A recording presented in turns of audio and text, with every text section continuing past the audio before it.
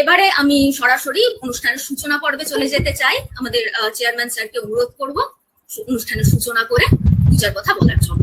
Please sir.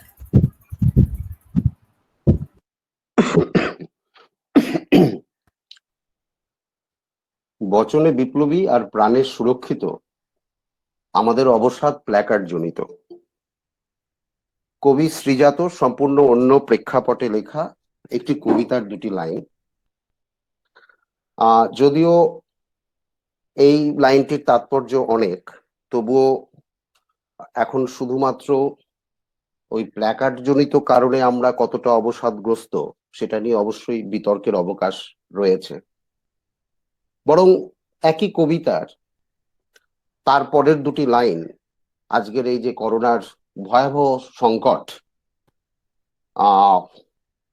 মৃত্যু ভয় এবং এই একটা সংকটকালে দাঁড়িয়ে পরের দুটি লাইন হয়তো অনেক বেশি প্রাসঙ্গিক, যে কি দেব সান্ত্বনা ছাড়া বেঁচে থাকো প্রাণে, তফাৎ করোনা শুধু শাঁখেও আজানে। শুভ সন্ধ্যা সকলকে। অ্যাক্টিভিজম ফাউন্ডেশনের পক্ষ থেকে আয়োজিত আজকের এই যে পাবলিক ডিসকাশন বা গণ আলোচনা, সেই আলোচনায় অংশগ্রহণ করার জন্য সকলকেই আমাদের তরফ থেকে আন্তরিক অভিনন্দন জানাচ্ছি। আমি সর্বপ্রথম আন্তরিক অভিনন্দন জানাচ্ছি আমাদের আজকের বক্তা অধ্যাপক ডক্টর উশ্রী ব্যানার্জি, যিনি শুধুমাত্র ক্যালকাটা ইউনিভার্সিটির অ্যাপ্লাইড সাইকোলজিরই অধ্যাপক নন, পাশাপাশি তিনি বিশিষ্ট মনোবিদ এবং ক্লিনিক্যাল সাইকোলজিস্ট বটে। আমি অভিনন্দন জানাচ্ছি, আন্তরিক অভিনন্দন জানাচ্ছি আমাদের উপদেষ্টা মণ্ডলীর সদস্য মাননীয় শাশ্বতী বিশ্বাস, অধ্যাপক শাশ্বতী বিশ্বাস এবং মাননীয় অধ্যাপক অজিত কুমার রায়কে।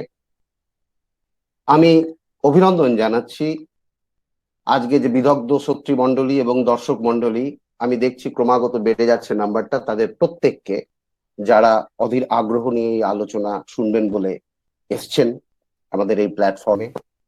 আমি অভিনন্দন জানাচ্ছি আজকে উপস্থিত অ্যাক্টিভিজম পরিবারের সকল সদস্যকে। আপনারা জানেন যে অ্যাক্টিভিজমের তরফ থেকে এই যে বিভিন্ন ধরনের আমরা যে এই আলোচনার আয়োজন করি, পাবলিক ডিসকাশন, যেটা হচ্ছে ফ্রি ফর অল, তার একটা সুনির্দিষ্ট উদ্দেশ্য রয়েছে। অ্যাক্টিভিজমের পক্ষ থেকে আমরা যেমন একদিকে মানুষের দৈনন্দিন জীবনের বা প্রাত্যহিক জীবনের যে সমস্যা, ক্রিয়াশীলতার সমস্যা বা ফাংশনালিটির প্রবলেম, সেই সমস্যাগুলো নিয়ে আমরা যেমন কেস স্টাডি করি, গবেষণা করি এবং সেই সমস্ত মানুষজনকে গবেষণালব্ধ পরামর্শ দিয়ে সহায়তা করি যে নির্দিষ্ট একটি প্রেক্ষাপটে কিভাবে তারা অতিক্রম করবেন তাদের সমস্যাকে, ঠিক একরকম ভাবে আমরা এই সমাজ বিজ্ঞানের যে বিশাল জ্ঞান জগৎ বা জ্ঞান ভান্ডার, সেখানে যে সেই জ্ঞান জগতের যে মণিমাণিক্য, সেই মণিমাণিক্যকে কিভাবে সাধারণ মানুষের কাছে পৌঁছে দেওয়া যায়, কিভাবে গবেষণালব্ধ জ্ঞান যেটা সমাজ বিজ্ঞান দীর্ঘ কয়েকশো বছর ধরে অর্জন করেছে, সেগুলোকে মানুষের জীবনে কার্যকরী করে তোলা যায়, প্রয়োগ কি করে করা যায়, এই উদ্দেশ্যকে সামনে রেখেও আমরা কিন্তু এই আলোচনাগুলোর আয়োজন করি, যাতে মানুষের কোয়ালিটি অফ লাইফ ইমপ্রুভমেন্টের ক্ষেত্রে বা জীবনের গুণমান সেটা যাতে সুনিশ্চিত করা যায় এবং সুনিশ্চিত করা সম্ভব হয়, সেই উদ্দেশ্যে আমরা কিন্তু এই গবেষণার পাশাপাশি এই বিশিষ্ট বিষয় বা নির্দিষ্ট সমস্যা ভিত্তিক এই আলোচনাগুলো আমরা করে থাকি। তো আপনাদের সকলকে অবশ্যই ধন্যবাদ জানাবো আজকের এবং অভিনন্দন। আপনারা আজকের এই আলোচনায় এসছেন। আপনারা জানেন যে আজকের আলোচনার যে বিষয়বস্তু, যে বিষয়বস্তুটি আজকে যিনি বক্তা ডক্টর উশ্রী বন্দ্যোপাধ্যায় তিনি নিজেই ঠিক করেছেন, যে আপনারা জানেন যে এই করোনা মহামারীর প্রেক্ষাপটে মানসিক অবসাদকে ফিরে দেখা বা revisiting depression in the wake of কোভিড-19 প্যান্ডেমিক। এখন আমরা খুবই আনন্দিত যে আমরা তাকে পেয়েছি আমাদের মধ্যে। আমরা আজকে তার কাছ থেকে শুনবো যে কিভাবে এই অতি সংকটকালে যে এই সমস্যা, মানসিক অবসাদের সমস্যা একটা সর্বব্যাপক রূপ ধারণ করেছে, তাকে ব্যক্তিগত জীবনে আমরা কিভাবে তাকে প্রতিহত করতে পারি বা সেটাকে কিভাবে ম্যানেজ করতে পারি এবং তার জন্য আমাদের কি কি করা উচিত বা সমস্যার গভীরতা কতটা, সবটাই আমরা তার কাছ থেকে শুনবো। এটা অনস্বীকার্য যে এই করোনা সংকটে এবং এতদিন ধরে লকডাউন, এটা যে আমাদের ভারতবাসীর অনেকেরই মানসিক স্বাস্থ্যের একটা সমস্যার কারণ হয়ে দাঁড়িয়েছে, সেটা বিভিন্ন গবেষণা এবং সার্ভে ইতিমধ্যেই দেখিয়েছে। প্রচুর এরকম সার্ভে রয়েছে। ওয়ার্ল্ড হেলথ অর্গানাইজেশনের একটা তথ্য দিল। আমারও আবার এই মুহূর্তে মনে পড়ছে মার্ভিক ইন্ডিয়া বলে একটি সংস্থা, তারা মে মাসের প্রথম দিকে খুব সম্ভবত তারা একটা সার্ভে করেছিল ভারতবর্ষে, যে এই লকডাউন পিরিয়ডে মানসিক স্বাস্থ্য কেমন। তাতে যেটা তারা দেখেছিলেন, সেই রিপোর্টে যেটা উঠে এসেছে যে 61% of the Indian population they are suffering from problems related to mental health, and among which depression is one of the most important.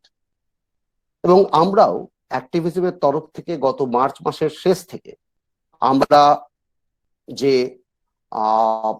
একটা প্রজেক্ট আমরা হাতে নিয়েছি, যে spread of corona and problem of human functionality, সেই প্রজেক্টের কাজ করতে গিয়ে আমাদের এপ্রিলের দ্বিতীয় সপ্তাহে আমরা সার্ভে করেছিলাম পশ্চিমবঙ্গের বিভিন্ন জেলাকে নিয়ে আর কি। তাতেও আমরা দেখেছি সে এপ্রিল মাসের দ্বিতীয় সপ্তাহেই 49% অফ দ্য সার্ভেড পপুলেশন তারা বলেছিল যে তারা কোনো না কোনো ধরনের মানসিক স্বাস্থ্যের সমস্যায় ভুগছেন, এবং তার মধ্যে মানসিক অবসাদ একটা অত্যন্ত গুরুত্বপূর্ণ সমস্যা। এবং জানেন যে সরকারও এই যে বিষয়টা সেটা কিন্তু বুঝতে পারছেন বলেই কিছু কিছু উদ্যোগও গ্রহণ করেছে। যেমন পশ্চিমবঙ্গ সরকার মে মাস থেকে এই লকডাউন পিরিয়ডে মানসিক স্বাস্থ্যের সমস্যা মোকাবিলা করার জন্য একটা কাউন্সেলিং ইউনিট তৈরি করেছে, যেখানে টেলিফোনিক কাউন্সেলিং দেওয়া হয় যারা এই সমস্ত সমস্যায় ভুগছে। তো বিষয়টা খুব গভীর একটা জায়গায়, খুব সংকটপূর্ণ একটা জায়গায় মানসিক স্বাস্থ্যের দিক থেকে আমরা পৌঁছেছি বা পড়েছি, সেটা অনস্বীকার্য। তবে এটা ঠিক যে মানসিক অবসাদের সমস্যা তো এরকম নয় যে শুধু করোনার সময় নতুন করে উদ্ভূত হয়েছে।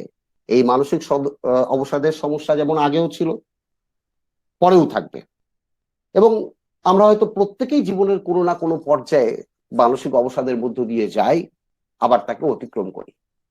প্রশ্নটা শুধু এটা নয় যে মানসিক অবসাদ হচ্ছে, প্রশ্নটা বরং তার স্থায়িত্ব, ডিউরেশন, কতটা সময় ধরে। প্রশ্নটা হচ্ছে তার ব্যাপকতা এবং তার ইম্প্যাক্ট, যেটা আমরা জানি এই করোনা অতিমারির সংকটে সেটা একটা নজিরবিহীন জায়গায় পৌঁছেছে বলেই এটা আজকে একটা অত্যন্ত গুরুত্বপূর্ণ ভাবনার বিষয় এবং অবশ্যই আলোচনা এবং পদক্ষেপ নেওয়ার বিষয়।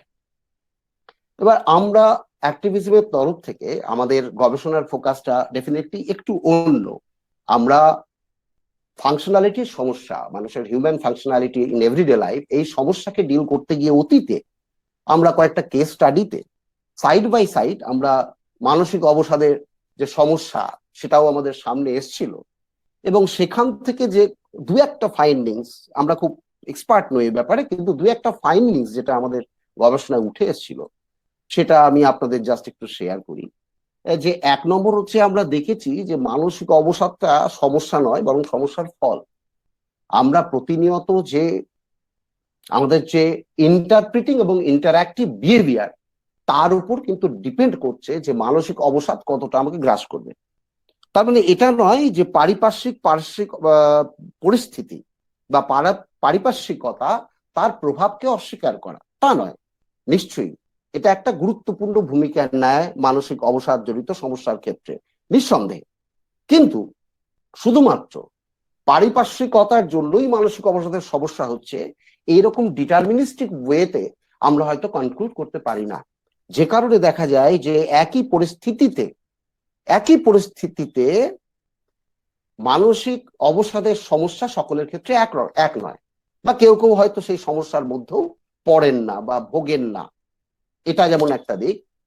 আমরা দেখেছি যে এই ক্ষেত্রে অনেক সময় যে বিষয়টা উঠে আসে সেটা হচ্ছে যে কিভাবে পরিস্থিতিকে ইন্টারপ্রিট করা হচ্ছে।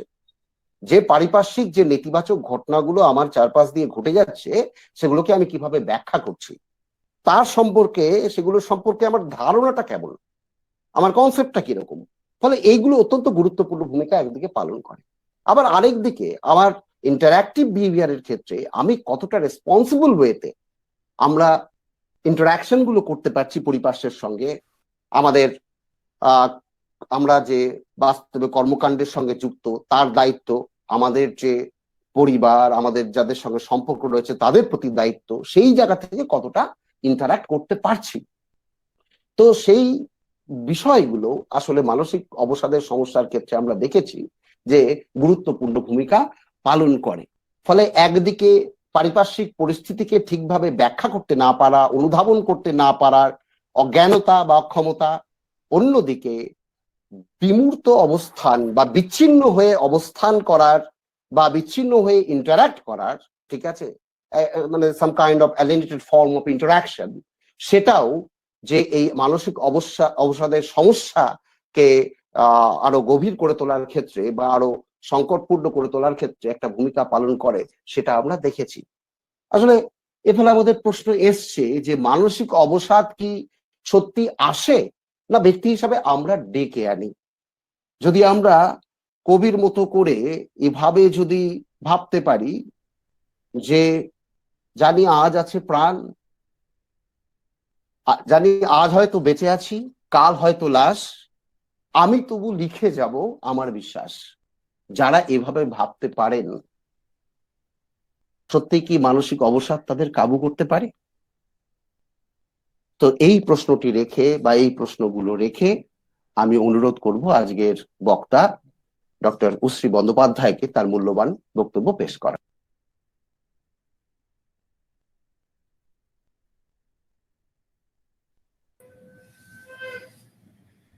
আচ্ছা, আমার বক্তব্য শোনা গেল?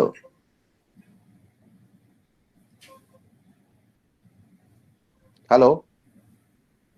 হ্যাঁ, শোনা গেছে। হ্যাঁ, শোনা গেছে। হ্যাঁ, শোনা ডক্টর গেছে। উশ্রী বন্দ্যোপাধ্যায়, হ্যালো? হ্যাঁ হ্যাঁ বলুন। হ্যাঁ হ্যাঁ, আপনি প্লিজ আপনার বক্তব্য শুরু করুন। আমরা উপস্থিত সবাইকে নমস্কার জানিয়ে আজকে অনুষ্ঠান শুরু করছি। আমার অ্যাক্টিভিজমের সমস্ত সদস্য এবং সদস্যদের এবং পার্টিকুলারলি ডক্টর ঝাকে আমি ধন্যবাদ জানাচ্ছি, কারণ উনি প্রথম আমাকে এই প্রয়াসটির কথা জানান। আর আমি ওনাদের ধন্যবাদ জানাচ্ছি দুটি কারণে। এক হলো যে ওনারা যে মানুষকে সচেতন করার জন্য এরকম একটা সুন্দর প্রয়াস নিয়েছেন সেটার জন্য, আর দ্বিতীয়ত হলো আমাকে এটার সঙ্গে যুক্ত করার জন্য। আমি প্রথমেই বলবো আজকে আমাদের যে টপিকটা, revisiting depression in the wake of কোভিড-19, মানে কোভিড-19 এর প্রেক্ষাপটে নতুন করে আবার মানসিক অবসাদকে দেখা। এই টাইটেলটি আমারই সাজেস্ট করা, যেরকম ডক্টর ঝা বললেন। তার কারণটা হচ্ছে যে ডিপ্রেশন বা অবসাদ কি সেটা আমরা অনেকেই হয়তো জানি, আমাদের পরিচিতি আছে, কিন্তু এই পরিচিতিটা হয় আমাদের বিভিন্ন ধরনের সূত্রর মাধ্যমে। অর্থাৎ আমরা নানা রকম ভাবে জানতে পারি যে মানুষ অবসাদগ্রস্ত হচ্ছে কি মানুষ ডিপ্রেশনে সাফার করছে, আর সেই তথ্যগুলো কখনো কখনো আমাদের খুব সঠিক একটি সোর্স থেকে আসে, কখনো সঠিক নয়। অতএব আমাদের যে ধারণাগুলো তৈরি হয় অবসাদ বা বিভিন্ন ধরনের মানসিক অসুস্থতা সম্বন্ধে, সেগুলো সবসময় সঠিক থাকে না। আর এই তথ্যগুলো সঠিক না থাকার জন্য আমরা যেভাবে এই পরিস্থিতিগুলোর মোকাবিলা করি সেইগুলো সবসময় সঠিক হয়ে ওঠে না। মানসিক অবসাদ নিয়ে আমরা যেটুকু জানি, আমরা পড়েছি, কখনো কেউ যদি নেট দেখে কি বই দেখে কি বিভিন্ন ধরনের সোশ্যাল মিডিয়া যে ইনফরমেশন গুলো আমাদের কাছে আসে, তার থেকে আমরা জানতে পারি যে মানসিক অবসাদ একটা মানসিক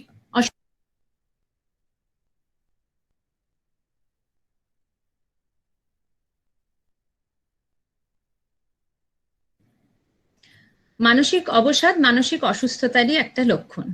এবার মানসিক অসুস্থতা এই কথাটা ব্যবহারের মধ্যেও বোধহয় আমাদের অনেকের অনেক ধরনের অসুবিধে রয়েছে। যেমন আমি যদি বলি যে আমার শরীর খারাপ, সেটা আমি অনেক সহজে বলি এবং আমি খুব সহজেই চট করে তার জন্য একটা সাহায্য পাওয়ার চেষ্টা করি। আমার যদি আজকে কোনো কারণে জ্বর আসে কি আমার মাথা যন্ত্রণা হয়, আমি কিন্তু খুব তাড়াতাড়ি ডাক্তারের কাছে গিয়ে আমার এই কষ্টটা কমানোর একটা চেষ্টা করব। কিন্তু আমার যদি আজকে কোনো কারণে মনের মধ্যে কোনো অস্থিরতা হয়, মনটা খারাপ হয়, আমার নানা রকম কারণে মনের ভেতরে একটা চঞ্চলতা দেখা দেয়, হয়তো তার জন্য আমার ঘুমের অসুবিধে হয় বা আমার মনের ভেতরে নানা রকম নেগেটিভ বা নেতিবাচক চিন্তাধারা আসে, আমি কিন্তু খুব চট করে কোনো মেন্টাল হেলথ প্রফেশনালের কাছে যাই না। অতএব আমাদের কিন্তু মানসিক অসুস্থতা নিয়ে একটা প্রত্যেকেরই, সমাজের অধিকাংশ লোকেরই কিন্তু মনের ভেতরে নানা রকম ভ্রান্ত ধারণা রয়েছে। আমার যখন কোনো শারীরিক অসুখ ঘটছে, তখন কিন্তু আমি যেরকম ডাক্তারের কাছে যাচ্ছি, আমার সমস্যাগুলো খুলে বলছি এবং তার জন্য ওষুধ নিয়ে নিজেকে ভালো রাখার চেষ্টা করছি, মানসিক অসুখ হলে কিন্তু আমার প্রথম চেষ্টাই হবে, বা মানসিক সমস্যা হলে, আমি তো তখনও জানি না সেটা অসুখ কিনা, আমার প্রথম চেষ্টাই হবে যে সেটাকে কোনোভাবে লুকিয়ে রাখা বা সেটাকে কারোর সঙ্গে আলোচনা না করা, বা ডাক্তারের কাছে যাওয়া, ও বাবা লোকে কি বলবে। এই ধরনের নানাবিধ ভ্রান্ত ধারণার জন্য কিন্তু আমরা অনেক সময় আমাদের নিজেদের বা আমাদের কাছের মানুষের সমস্যাগুলোকে দূরে ঠেলে দিই, এবং যখন আমরা আর সেটাকে নিজেরা ম্যানেজ করতে পারি না, তখন যখন মেন্টাল হেলথ প্রফেশনালের কাছে গিয়ে পৌঁছাই, তখন কিন্তু অনেকটা দেরি হয়ে যায়। ঠিক সময় সঠিকভাবে যদি আমরা চিহ্নিত করে একজন ডাক্তার বা একজন সাইকোলজিস্টের কাছে পৌঁছতে পারি, তাহলে কিন্তু এই সমস্যার সমাধান তাদের কাছে আছে। অনেকে এরকম বলেন যে, যেটা মানে আমাদের সারা পৃথিবী জুড়ে নানা রকমের সংস্থা মেন্টাল হেলথ নিয়ে কথাবার্তা বলেন, আমাদের দেশেও আছে নানা রকম সংস্থা বলছেন, আমাদের গভর্নমেন্টের অনেকগুলো হেল্পলাইন এখন এসেছে, এবং তার সাথে সাথে বিভিন্ন ধরনের ইনফরমেশনও আমরা অনলাইন আমাদের কাছে এখন অ্যাভেলেবল। তা সত্ত্বেও কিন্তু সাধারণ মানুষের মনে কিন্তু এই ধরনের ভ্রান্ত ধারণাগুলো দূর হয়নি। অতএব খুব কম সংখ্যক মানুষ কিন্তু এখনো আমাদের কাছে আসেন তাদের কোনো সমস্যা হলে। বারে বারে একটা কথা যে সবাইকে আমরা বলি, সেটা আজকেও বলছি, যে কারুর যদি আজকে ডায়াবেটিস থাকে, কি কারণ কার্ডিওভাস্কুলার প্রবলেম থাকে, কি হাইপারটেনশন থাকে, তাকে যখন তার ডক্টর দেখে একটা ওষুধ দিচ্ছেন এবং তাকে যখন অ্যাডভাইস করছেন সারা জীবন সেটা খেয়ে যেতে হবে, তিনি কিন্তু সেটা মেনে খেয়ে নিচ্ছেন।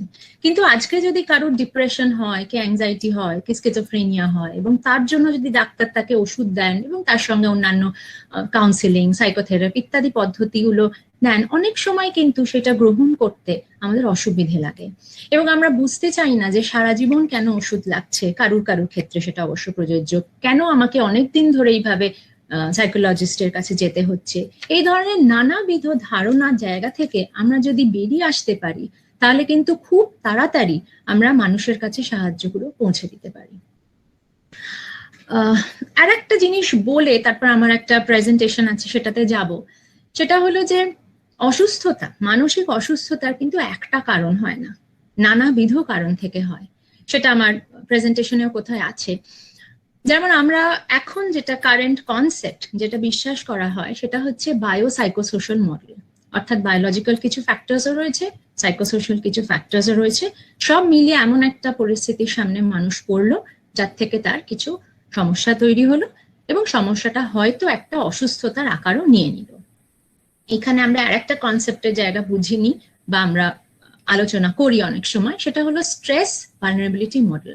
স্ট্রেস ভালনারেবিলিটি মডেল হলো যে আমার, যদি আমি একটা শারীরিক দিক দিয়ে একটা এক্সাম্পল নিয়ে বোঝানোর চেষ্টা করি, যে যদি এরকম হয় যে আমার কোনো কারণে খুব অল্প বয়স থেকেই আমার গলা ব্যথা হয়, কম বয়স থেকে, অর্থাৎ আমার থ্রোটটা একটা সেন্সিটিভ এরিয়া আমার ফিজিক্যাল হেলথের, বারে বারে সেটা যে কোনো ধরনের ঠান্ডা লাগা হোক কি ঠান্ডা জল খাওয়া হোক, সেটা চট করে এফেক্টেড হতে থাকে। তাই সেটা আমার শুরু থেকেই কোনো না কোনো বায়োলজিক্যাল বা অন্যান্য কোনো কারণে জন্য সেটা আমার ভালো নয়, weak portion of my body. আর যখনই আমার কোনো স্ট্রেস আসছে, এক্ষেত্রে স্ট্রেস হলো ঠান্ডা হয়তো ঠান্ডা লেগে গেল বা ঠান্ডা জল খেলাম বা অন্য কিছু, তখন আমার গলার একটা ইনফেকশন তৈরি হচ্ছে। ঠিক সেরকমই ভাবে যখন আমার কোনো ভালনারেবিলিটি থাকে, সেই ভালনারেবিলিটি আমার জেনেটিক হতে পারে, সেই ভালনারেবিলিটিটা আমার কনস্টিটিউশনাল হতে পারে, সেটা আমার টেম্পারামেন্টাল হতে পারে, সেই ভালনারেবিলিটিটা হয়তো আমার রয়েছে। কিন্তু প্রত্যেক মানুষের এই ভালনারেবিলিটি আছে মানে সেটা প্রকাশ পাবে এরকম কিন্তু নয়। একটা স্ট্রেসারের মুখোমুখি যদি সে হয় এবং সেই স্ট্রেসারটা এমন যেটাকে সে হ্যান্ডেল যখন করতে পারলো না, তখন দেখা গেল সেটা হয়তো কোনো একটা মানসিক অসুস্থতার আকার ধারণ করলো।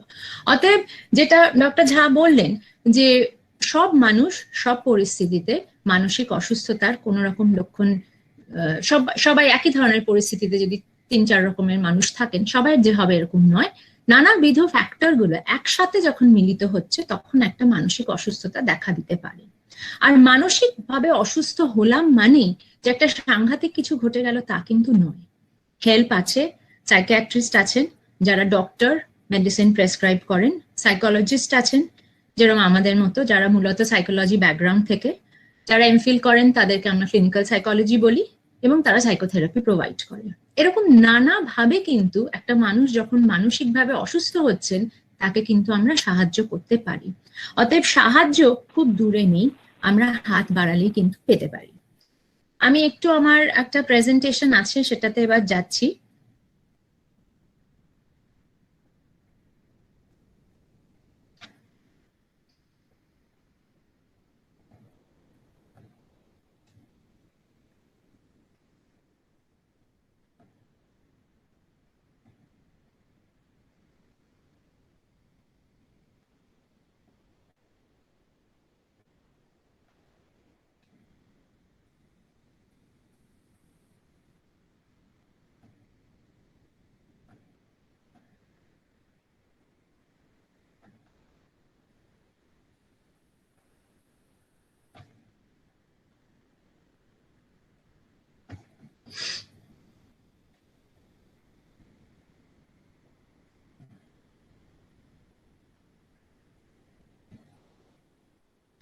আমরা এই তথ্যগুলোর সঙ্গে খানিকটা আমাদের সবারই পরিচিতি রয়েছে।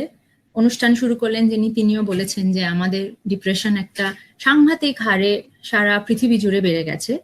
কিন্তু WHO একটা খুব রিসেন্ট ডেটা বলছে যে মোটামুটি 264 মিলিয়ন পিপল সারা পৃথিবীতে কিন্তু ডিপ্রেশনে আক্রান্ত।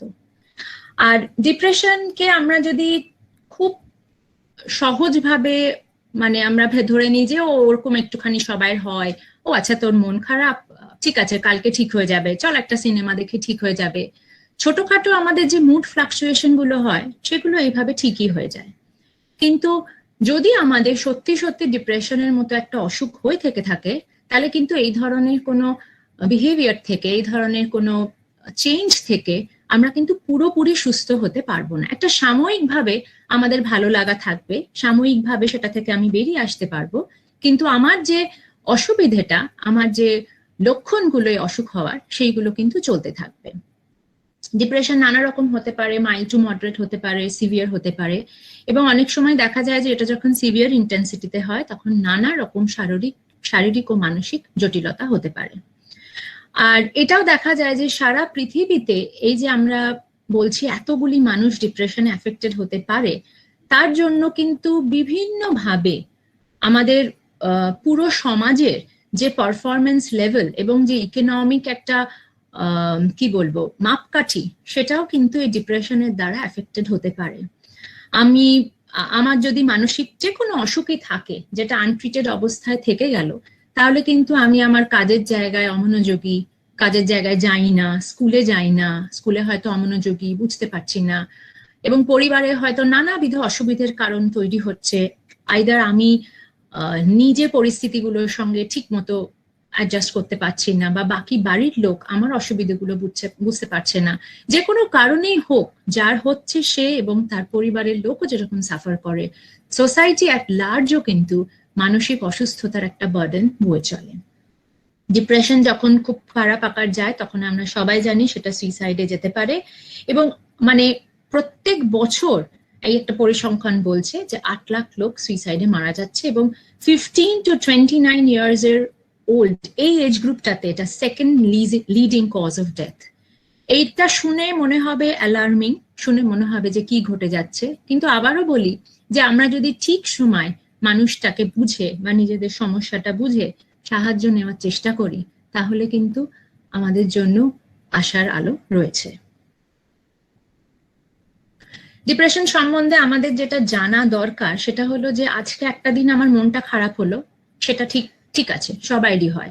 1-2 দিন মনটা খারাপ যাচ্ছে, ভালো লাগছে না, কিছু করতে হতে পারে, কিন্তু টানা অন্তত যদি 2 সপ্তাহ একটা মানুষ এইরকম ধরনের একটা সময়ের মধ্যে দিয়ে যায় যেখানে তার কোনো জিনিসে কোনো ইন্টারেস্ট নেই, যে জিনিসগুলো সে করতে পছন্দ করতো, প্লেজারেবল অ্যাক্টিভিটি, সেগুলো এখন আর সে করে না, কোনো জিনিস আর ইন্টারেস্ট নেই যেগুলো ভালো লাগতো করতে, মনটা সারাক্ষণ খারাপ, কখনো কখনো ঘুমেরও দেখা যাচ্ছে অসুবিধে হচ্ছে, অ্যাপেটাইটের খিদের অসুবিধে রয়েছে, এনার্জি নেই, একটা কিরকম যেন মনের ভিতরে অস্থিরতা, কখনো কখনো দেখা যাচ্ছে মনের ভিতরে মনে হচ্ছে যে কিছু আর হবে না, সামনেটা একদম পুরো অন্ধকার। এরকম ধরনের যদি লক্ষণ আমার 2 সপ্তাহ ধরে চলে, বা আমি লক্ষ্য করি কারোর 2 সপ্তাহ ধরে চলছে, তাহলে কিন্তু আমার অন্তত 2 সপ্তাহ, তাহলে কিন্তু আমাকে বুঝতে হবে যে তার অসুবিধাটা শুধুমাত্র একটা সাময়িক মুড ফ্লাকচুয়েশন নয়, তাহলে হয়তো তার কোনো অসুবিধা হলেও হতে পারে। ডান দিকের কলমে কতগুলো জায়গা রয়েছে, বাঁ দিকের কলমে একটা জিনিস যেন আমরা সবাই সবসময় মনে রাখি, 3 নম্বর পয়েন্টটা, something that can happen to anybody and not a sign of weakness.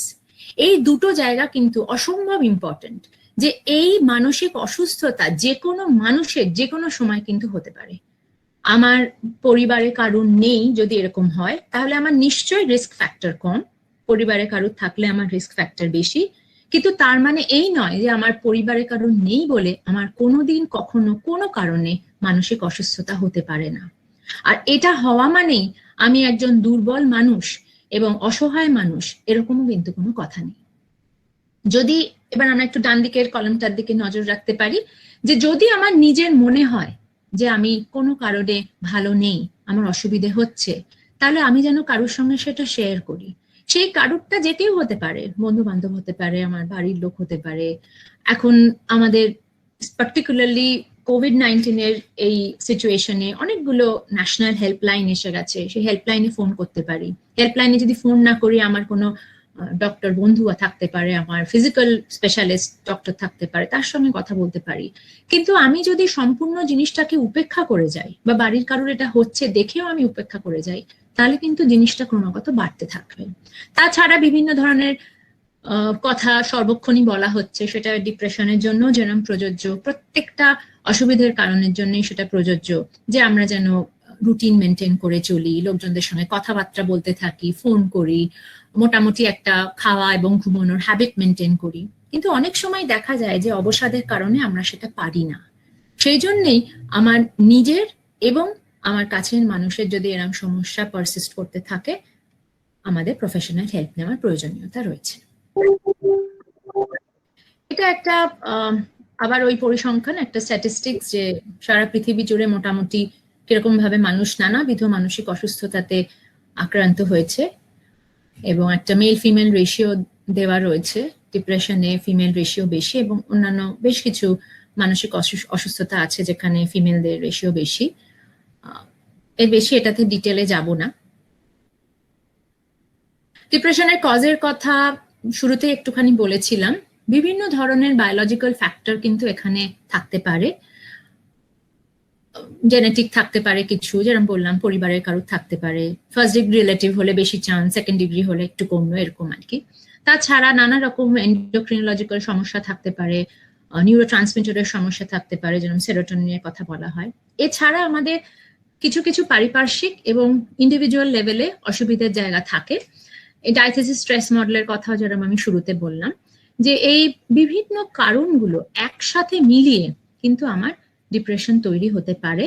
এবং এই যে পার্সোনাল ভালনারেবিলিটির কথা বলছে, যে ইন্ডিভিজুয়াল লেভেলে যেগুলো থাকে সেগুলো আমার কগনিটিভ, মানে আমার চিন্তাধারার মধ্যে অসুবিধার জায়গাগুলো থাকতে পারে, ইন্টারপার্সোনাল, মানুষের সঙ্গে মানুষের সম্পর্কের জায়গা, এবং আমার ব্যক্তিত্বের জায়গা, সবটা মিলিয়ে কিন্তু একটা মানুষ মানসিক অসুস্থতার দোরগোড়া এসে পৌঁছতে পারেন। কোনো একটা ফ্যাক্টর বা কোনো একটা কারণে কিন্তু মানসিক অসুস্থতা কখনো কারো হয় না। এটাও একটা খুব গুরুত্বপূর্ণ বিষয় যে আমরা জানি যে ট্রিটমেন্ট রয়েছে, ফার্মাকোলজিক্যাল ট্রিটমেন্ট রয়েছে, সাইকোসোশ্যাল ট্রিটমেন্ট রয়েছে, কিন্তু তা সত্ত্বেও কিন্তু দেখা যায় যে বহু মানুষ ট্রিটমেন্ট পাচ্ছেন না। এই না পাওয়ার জায়গায় কিন্তু কিছু জায়গায় হয়েছে যে আমি ট্রিটমেন্ট যেখানে দিচ্ছি সেখানে অব্দি পৌঁছতেই পারলাম না, আমি জানি না। একটা হতে পারে আমি জানি না যে এটা যে একটা অসুখ, এটার জন্য যে চিকিৎসা রয়েছে এটা আমি জানি না, আর এক হতে পারে জেনেও আমি পৌঁছতে পারলাম না। আমাদের কাজের সূত্রে আমরা বহু মানুষকে দেখি এবং অনেক সময় আমরা এরকম দেখি যে একদম খুব ওয়েস্ট বেঙ্গলে প্রত্যন্ত গ্রাম থেকে আসছে রাজাবাজার সায়েন্স কলেজে, বলছে পরের দিন যে দিদি আসতে বলছেন, আসার টাকাটা কি করে জোগাড় করবো জানি না। অতএব সে হয়তো জানে যে সে এটা করলে ভালো থাকবে, কিন্তু তার আর্থিক কারণে সে হয়তো পরের দিন এসে আর পৌঁছলো না।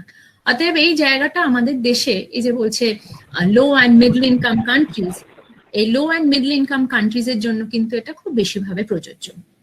এছাড়া তো আমাদের lack of trained health care provider রয়েছেই, যত আমাদের জনসংখ্যা সেই আন্দাজে ট্রেন্ড প্রফেশনাল আমাদের নেই।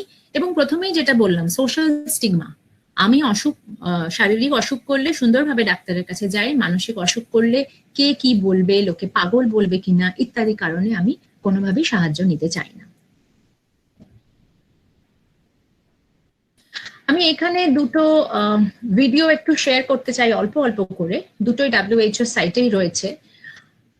ডিপ্রেশনের হার এতটাই বেড়েছে এবং বেড়ে যাচ্ছে যে WHO এক বছরের ওয়ার্ল্ড হেলথ ডে তে কিন্তু, world health day, mental health day নয় কিন্তু, ওয়ার্ল্ড হেলথ ডে তে কিন্তু থিম ছিল ডিপ্রেশন লেটস টক। সেটার একটা ভিডিও আছে, টাইম পেলে দুটো দেখাবো, নইলে একটাই দেখাচ্ছি। সেই ভিডিওটা আমি আপনাদের একটু দেখাতে চাইছি।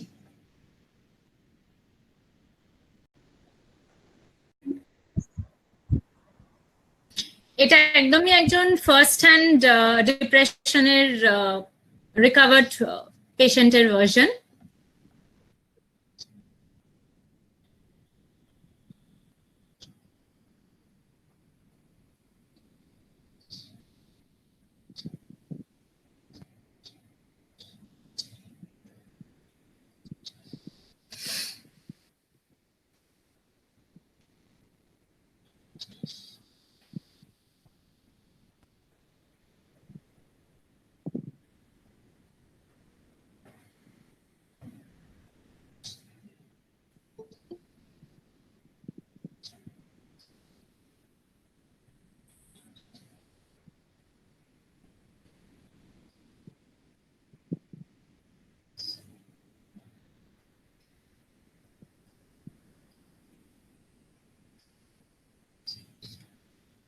আমি একটু একটু স্কিপ করছি ভিডিওটা।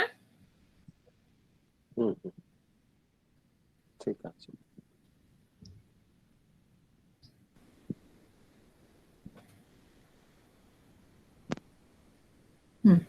আচ্ছা, ভিডিওটা হয়তো আপনারা শুনতে পেলেন না, কিন্তু আমি সবাইকে অনুরোধ করব যে WHO সাইটে গিয়ে এই ভিডিওটা এবং আর একটা ভিডিও আছে, I am a black dog, it's name is depression বলে, এই দুটো ভিডিও কাইন্ডলি দেখবেন। খুব সুন্দর অ্যানিমেশনের মধ্যে দিয়ে একটা ডিপ্রেশন সম্বন্ধে ইনফরমেশন ওইটাতে আছে। I am a black dog, it's name depression. এটা একটু আমার অনুরোধ, সবাই আপনারা দেখবেন। আচ্ছা, আমি এবারে চলে আসি যে কেন COVID-19 এর প্রেক্ষাপটটা আমাদের মতো মেন্টাল হেলথ প্রফেশনালের জন্য ইম্পর্টেন্ট। তার কারণ হচ্ছে যে যবে থেকে এই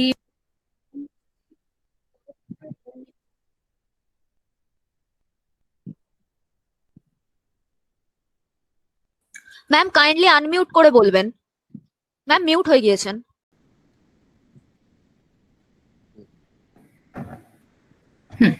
প্রেজেন্টেশনটা দেখা যাচ্ছে তো? হ্যাঁ, দেখা যাচ্ছে, হ্যাঁ, দেখা যাচ্ছে। ঠিক। আচ্ছা, তো যেটা বলছিলাম যে কেন এই COVID-19 এবং তারপরে যে বেশ কিছুদিন একটা লকডাউনের পিরিয়ড চলেছে, তার অনেকগুলো কারণের জন্য কিন্তু মানুষের মধ্যে অ্যাংজাইটি, ইরিটেবিলিটি, হোপলেসনেস, ফিয়ারফুলনেস এইগুলো বেড়ে গেছে।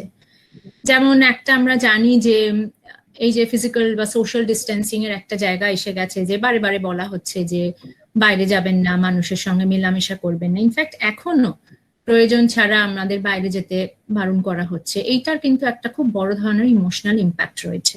তাছাড়া আমরা যখনই যে কোনো ধরনের মিডিয়াতে ইনফরমেশন পাওয়ার চেষ্টা করি, আমরা দেখি যে হেলথ ক্রাইসিসটা ক্রমশ বেড়ে যাচ্ছে। চারিদিকের ভিতরে একটা ভীষণভাবে আনসার্টেন সিচুয়েশন, পোস্ট লকডাউনের সিনারিওটা কি চলছে সেটা নিয়ে আমাদের অনেক প্রশ্ন, এবং তার সঙ্গে যেটা খুব বড়ভাবে দুটো জায়গা, একটা হচ্ছে যে মিডিয়ার রিয়াকশন, গভর্নমেন্টের রিয়াকশন, এবং ইকোনমিক যে ক্রাইসিসটা সারা পৃথিবী জুড়ে রয়েছে, এই সবটা মিলিয়ে কিন্তু এটা খুব আশ্চর্য নয় যে মানুষের ভেতরে তার অ্যাংজাইটি, ইরিটেবিলিটি, হোপলেসনেস ইত্যাদি প্রচন্ডভাবে বেড়ে গেছে।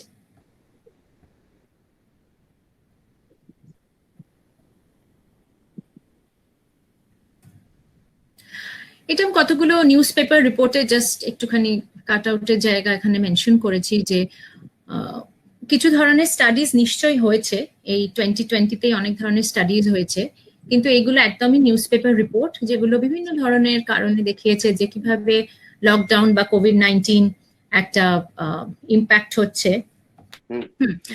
এই নানা রকম রিপোর্টের ভিত্তিতে আমরা কিন্তু দেখতে পাচ্ছি যে এই কোভিড-19 এর জন্য কিন্তু একটা খুব বেশি মাত্রাতে মানসিক অসুস্থতা রয়েছে, এবং তার সঙ্গে সঙ্গে সুইসাইডেরও কিন্তু একটা খুব শার্প রাইজ হয়েছে।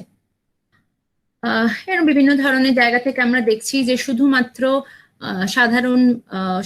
আমাদের মেন্টাল হেলথ প্রফেশনাল নয়, আমাদের গভর্নমেন্ট এজেন্সি বা পুলিশ, এরাও কিন্তু বারে বারে চেষ্টা করছে যাতে মানুষ তার মেন্টাল হেলথ ইস্যুস গুলো নিয়ে সামনে এগিয়ে আসুক এবং সাহায্য নেওয়ার চেষ্টা করুক। বারে বারে আমরা মেন্টাল হেলথ নিয়ে যখন কথা বলছি, আমি এখানে খুব ছোট করে একটু মেন্টাল হেলথ সম্বন্ধে দু একটা তথ্য শেয়ার করতে চাইছি। হেলথ আমরা সবাই জানি যে হেলথ কিন্তু শুধু আমাদের ফিজিক্যাল হেলথ নয়, যদিও আমরা কনভেনশনালি হেলথ বলতে ফিজিক্যাল হেলথই মিন করি, কিন্তু WHO ডেফিনেশন ওয়াইজ কিন্তু এটা complete physical, mental and social wellbeing, পরে স্পিরিচুয়ালিটির জায়গাটাও অ্যাডেড হয়েছে। আর মেন্টাল হেলথকে আমরা বলি যে it's a state of wellbeing in which the individual realises his or her abilities, can cope with the normal stresses of life, can work productively and fruitfully, and is able to make a contribution to his or her community. কেন আজকে health, mental health বা ইল হেলথের কথা আসছে, তার কারণ হচ্ছে যে আমরা কিন্তু আমাদের মানসিক স্বাস্থ্য সম্বন্ধে যথেষ্টই অসচেতন। যতটা আমরা শারীরিক স্বাস্থ্য নিয়ে সচেতন থাকার চেষ্টা করি, হ্যাঁ এক্সারসাইজ করলাম, কি ডায়েটিং করছি, কি কিছু অসুবিধা হলে ডাক্তারের কাছে যাচ্ছি, আমরা ঠিক ততটাই কিন্তু আমাদের মানসিক স্বাস্থ্যটাকে অবহেলা করি। কিন্তু আমাদের এটা সবাইরই জানা, অথচ যে মানসিক স্বাস্থ্য এবং শারীরিক স্বাস্থ্য দুটোই কিন্তু একে অপরের পরিপূরক। একটা খারাপ থাকলে অন্যটাও খারাপ থাকবে। মন যদি খারাপ থাকে তাহলে কিন্তু আমার খেতেও ইচ্ছে করবে না, আমার ঘুমেরও প্রবলেম হবে, আমার কাজ করতে ইচ্ছা করবে না। আবার ঠিক অন্য দিক দিয়ে যদি শারীরিকভাবে আমি অসুস্থ হই কোনো কারণে, তাহলে কিন্তু আমার মনটাও ভালো থাকে না। তাই মনের দিকে কিন্তু নজর দেওয়া এবং মানসিক স্বাস্থ্যকে কিভাবে ভালো রাখবো সেটা কিন্তু একটা খুব প্রয়োজনীয় জায়গা। মানসিক স্বাস্থ্যের দিকে যদি আমি নজর দিই, এটাও খানিকটা ইমিউনিটি বুস্ট আপ করার মতো, যেরকম এখন বলছেন যে ফিজিক্যালি ইমিউনিটি বুস্ট করো যাতে তোমার ভাইরাসে এফেক্টেড না হও, ঠিক সেরকম ভাবে এটা যদি আমি আমার মানসিক স্বাস্থ্য বা মেন্টাল হেলথের দিকে নজর দিয়া সেটাকে ভালো রাখার চেষ্টা করি, তাহলেও কিন্তু এটাও আমাকে খানিকটা ইমিউন করে রাখতে পারে অন্যান্য মানসিক অসুস্থতার থেকে। ঠিক সেরকম ভাবে ইল হেলথ আমরা কাকে বলছি, যেখানে আমাদের সমস্যা তৈরি হচ্ছে এবং কিছু সিমটমস আসছে, কখনো কখনো সেটা ডিসঅর্ডারের একটা আকার নিচ্ছে, এবং আমরা নানা রকম সিমটমের মাধ্যমে সেটাকে ডায়াগনোজ করার চেষ্টা করি। কি কি ফ্যাক্টর আমার মেন্টাল হেলথের সঙ্গে জড়িয়ে রয়েছে?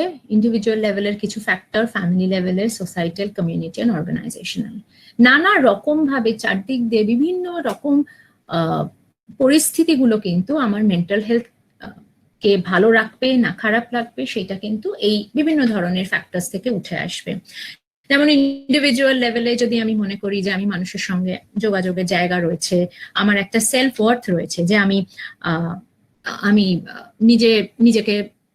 নিজের একটা এস্টিমের জায়গা বা ওয়ার্থে, যে আমার কাছে নিজের একটা মূল্য রয়েছে, অন্যের কাছে আমার একটা মূল্য রয়েছে বলে আমি মনে করছি, বিভিন্ন পরিস্থিতিতে আমার একটা কন্ট্রোল রয়েছে, আমি অপটিমিস্টিক, পজিটিভ ভাবে ভাবার চেষ্টা করি এবং চ্যালেঞ্জগুলোকে নেওয়ার চেষ্টা করি, এই জায়গাগুলো যদি আমার থাকে, পরিবারের মধ্যে যদি একটা সুস্থ এনভায়রনমেন্ট থাকে, প্যারেন্টসদের মেন্টাল হেলথ, বাড়িতে যদি খুব ভায়োলেন্স, কনফ্লিক্ট ইত্যাদি না থাকে, অ্যাটাচমেন্ট, ফ্যামিলির একটা কোহেসিভ ভাব যে সবাই মিলেমিশে রয়েছি, এবং সোসাইটাল বা কমিউনিটির জায়গা থেকে দেখতে গেলে সোশ্যাল সাপোর্ট, একটা সুযোগ যে আমি মেলামেশা করার আমার সুযোগ রইলো, যে আমি বেরোলাম, আমি দুটো লোকের সঙ্গে কথা বললাম, আমি কোথাও একসাথে কিছু কালচারাল প্রোগ্রাম করলাম, কোনো একাডেমিক অনুষ্ঠান করলাম, আর ওইদিকে আমার বেসিক ফ্যাসিলিটিস গুলো যেন আমার অ্যাভেলেবল থাকে, সেফ হেলদি এনভায়রনমেন্ট, এইগুলো কিন্তু আমার বিভিন্ন ভাবে এসে আমার মানসিক স্বাস্থ্যকে ভালো রাখার জন্য সাহায্য করতে পারে। কি ভাবে আমরা একটা মানুষ যার ডিপ্রেশন হয়েছে বলে মনে করছি বা ডিপ্রেশনের দিকে সে এগিয়ে যাচ্ছে, কি ভাবে সাধারণ মানুষ, এখানে কোনো সাইকোথেরাপির কথা বলা হচ্ছে না, কারণ সাইকোথেরাপি প্রয়োজনীয়তা পড়লে তখন তাকে মেন্টাল হেলথ প্রফেশনালের কাছে নিয়ে যেতে হবে বা কাউন্সিলিং এর জন্য, কিন্তু সাধারণ কমিউনিটি মেম্বার হিসেবে, ফ্যামিলি মেম্বার হিসেবে, বন্ধু হিসেবে আমি কি করতে পারি যদি আমি মনে করি যে একটা মানুষের অসুবিধে হচ্ছে, যে মানুষটার অসুবিধে হচ্ছে এবং তাকে যে দেখাশোনা করছে, সবাই কিন্তু বেশ খানিকটা ডিস্ট্রেস থাকে এই সময়। সুতরাং এই জায়গাটা কিন্তু কোথাও এই মেসেজটা সবার কাছে পৌঁছে দেওয়াটা খুব প্রয়োজনীয়, যে এটা একটা কমন কন্ডিশন যেটা অনেক সময় অনেকের হতে পারে। এই আমার মন মেজাজ খারাপ থাকছে বলে আমি হয়তো দেরিতে ঘুম থেকে উঠছি, আমার উঠে কিছু করতে ইচ্ছে করছে না, ফ্যাটিগ, লেথার্জি, তখন আমি তাকে লেজি বা উইক বলছি। লেজি বা উইক বলবো হ্যাঁ, যদি সেটা হঠাৎ হঠাৎ দেখার দিন হচ্ছে, অন্য সবকিছু ঠিক আছে। যদি পারসিস্টেন্টলি দেখা যায় সে কোনো জিনিসই করছে না, মন মেজাজ ভালো নয়, একটা লেথার্জিক ভাব, উইকনেস, ফ্যাটিগ, তাহলে কিন্তু সেটা আমার চিন্তার কারণ। নেগেটিভ অ্যাটিটিউড অফ আদার্স, যেমন ধরুন যদি এই ধরনের কোনো আমি জিনিস দেখি, তাহলে আমাকে সাধারণত বলা হবে যে আরে ঠিক করো নিজেকে, you should be stronger, pull yourself together, ওঠো তো, ঠিক করে থাকো তো, এরকম। কিন্তু এটা যে একটা কোনো ভেতরে যে অসুবিধাটা রয়েছে, সে অসুবিধাটা যে এইগুলো করে মানুষটাকে চেষ্টা করছে না, সে নিশ্চয়ই চেষ্টা করছে, কিন্তু সে সেগুলো দূর করতে পারছে না। এখানে মিসকনসেপশনও থাকে যে তুমি যদি চেষ্টা করো তুমি ঠিক এটাকে ওভারকাম করতে পারবে। আমি চেষ্টা করলে কি, আমার যদি আজকে হেলথ ইস্যু কোনো তৈরি হয়, আমার হয়তো রয়েছে, আমার হয়তো ডায়াবেটিস হলো বা কিছু, আমি কি উইল পাওয়ারে সেটাকে ওভারকাম করতে পারবো? নিশ্চয়ই পারবো না। ঠিক সেরকম ভাবে আমার যদি আজকে কোনো মানসিক অসুস্থতা হয়, উইল পাওয়ারে সেটা কিন্তু ওভারকাম হবে না। হ্যাঁ, উইল পাওয়ারে প্রয়োজনীয়তা আছে। কোথায় প্রয়োজনীয়তা আছে? উইল পাওয়ার, বা যেটা আমাদের ভাষায় আমরা মোটিভেশন বলি, যে হ্যাঁ, পুরো এই যে ট্রিটমেন্টের প্রসেসটার মধ্যে দিয়ে আমাকে যেতে হবে, আমাকে থাকতে হবে, আমাকে চেষ্টা করে যেতেই হবে যতক্ষণ না আমি আবার সুস্থ বোধ করি।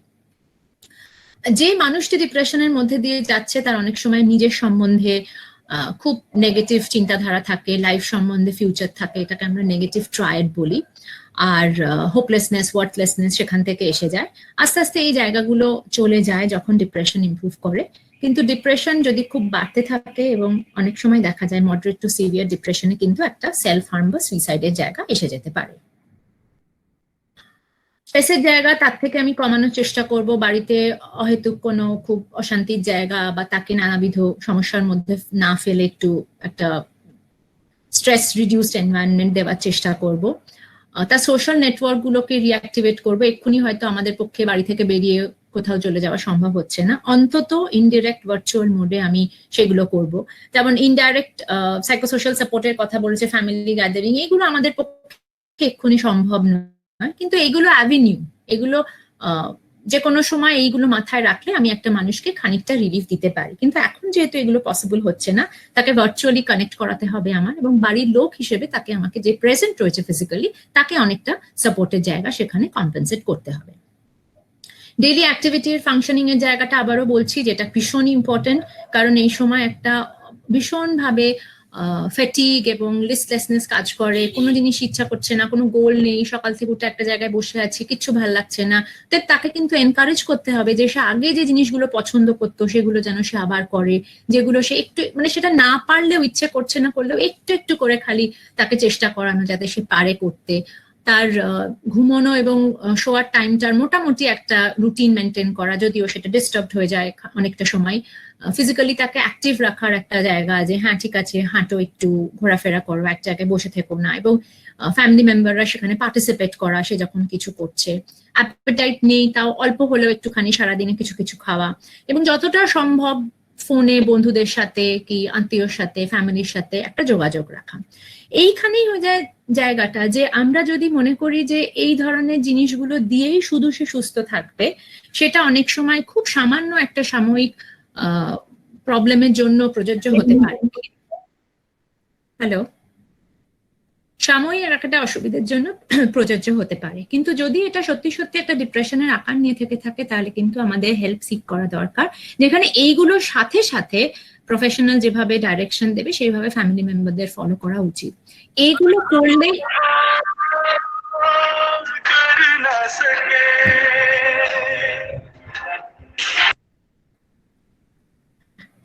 করলে যে সে শুধু ভালো থাকবে তা নয়, কিন্তু এইগুলো করলে তার মন মেজাজটা খানিকটা বেটার হতে পারে।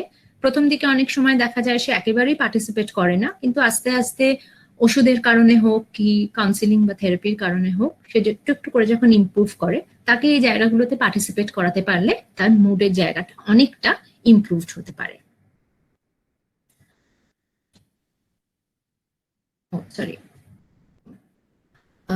এইখানে আরেকটা জিনিস আমার বলার ছিল, যেটা আমি পরে আর কি অ্যাকচুয়ালি অ্যাড করেছি, সেটা হচ্ছে যে আমরা অনেক সময় বলি যে ঠিক আছে অসুখ করলো, এই চিকিৎসা পদ্ধতি আছে তার জন্য তাকে সাহায্য করো, কিন্তু আমরা যদি আগে থেকেই যে একটু মেন্টাল হেলথের প্রমোশনের কথা ভাবতে পারি, তাহলে কিন্তু আমাদের পজিটিভ জায়গাটা থাকে, একটা ওয়েলবিং এর জায়গা থাকে, কোয়ালিটি অফ লাইফটা ইমপ্রুভ করে, এবং আমরা যে কোনো স্ট্রেস এলে সেটার সঙ্গে কিন্তু ডিল করতে পারি। ঠিক সেরকম ভাবেই যেহেতু এখন একটা খুব প্রলংড স্ট্রেসফুল সিচুয়েশন চলছে, সেখানে কিন্তু আমরা আমাদের পজিটিভ মেন্টাল হেলথকে কিন্তু একটা প্রমোট করার জায়গা, প্র্যাকটিস করার জায়গা কিন্তু আমাদের মাথায় রাখতে হবে।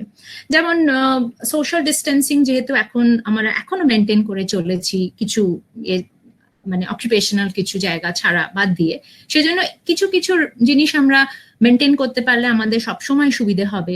যে আমরা যদি রেগুলার রুটিনের কথা তো সবাই বলছে, সব নানা রকম গাইডলাইন্সে আমরা দেখতে পাচ্ছি, কিন্তু আমরা যদি বিভিন্ন ধরনের নেগেটিভ যে আমাদের থট প্রসেস গুলো বা ইমোশনস গুলো রয়েছে সেগুলোকে সরানোর জন্য যদি আমরা একটু পজিটিভ কিছু দিকে ডাইরেক্ট করি অ্যাটেনশনটা, যেমন গান শুনলাম, বই পড়লাম, কিছু টেলিভিশনে দেখলাম, এবং বারে বারে বলা হচ্ছে যে যে যে জিনিসগুলো তুমি আগে করতে পারতে এখন সময়ের অভাবে করে না, আমরা বলতে থাকি নাই সেটা করতে পারি না, এখন ওটা করতে পারি না, আগে পারতাম বা সময়ের অভাবে এখন এগুলো পারি না, সেইগুলোকে যদি আমরা এই সময় একটু নার্চার করতে পারি। খাওয়া দাওয়া, ঘুম, এক্সারসাইজ, এগুলো আমরা সবাই জানি।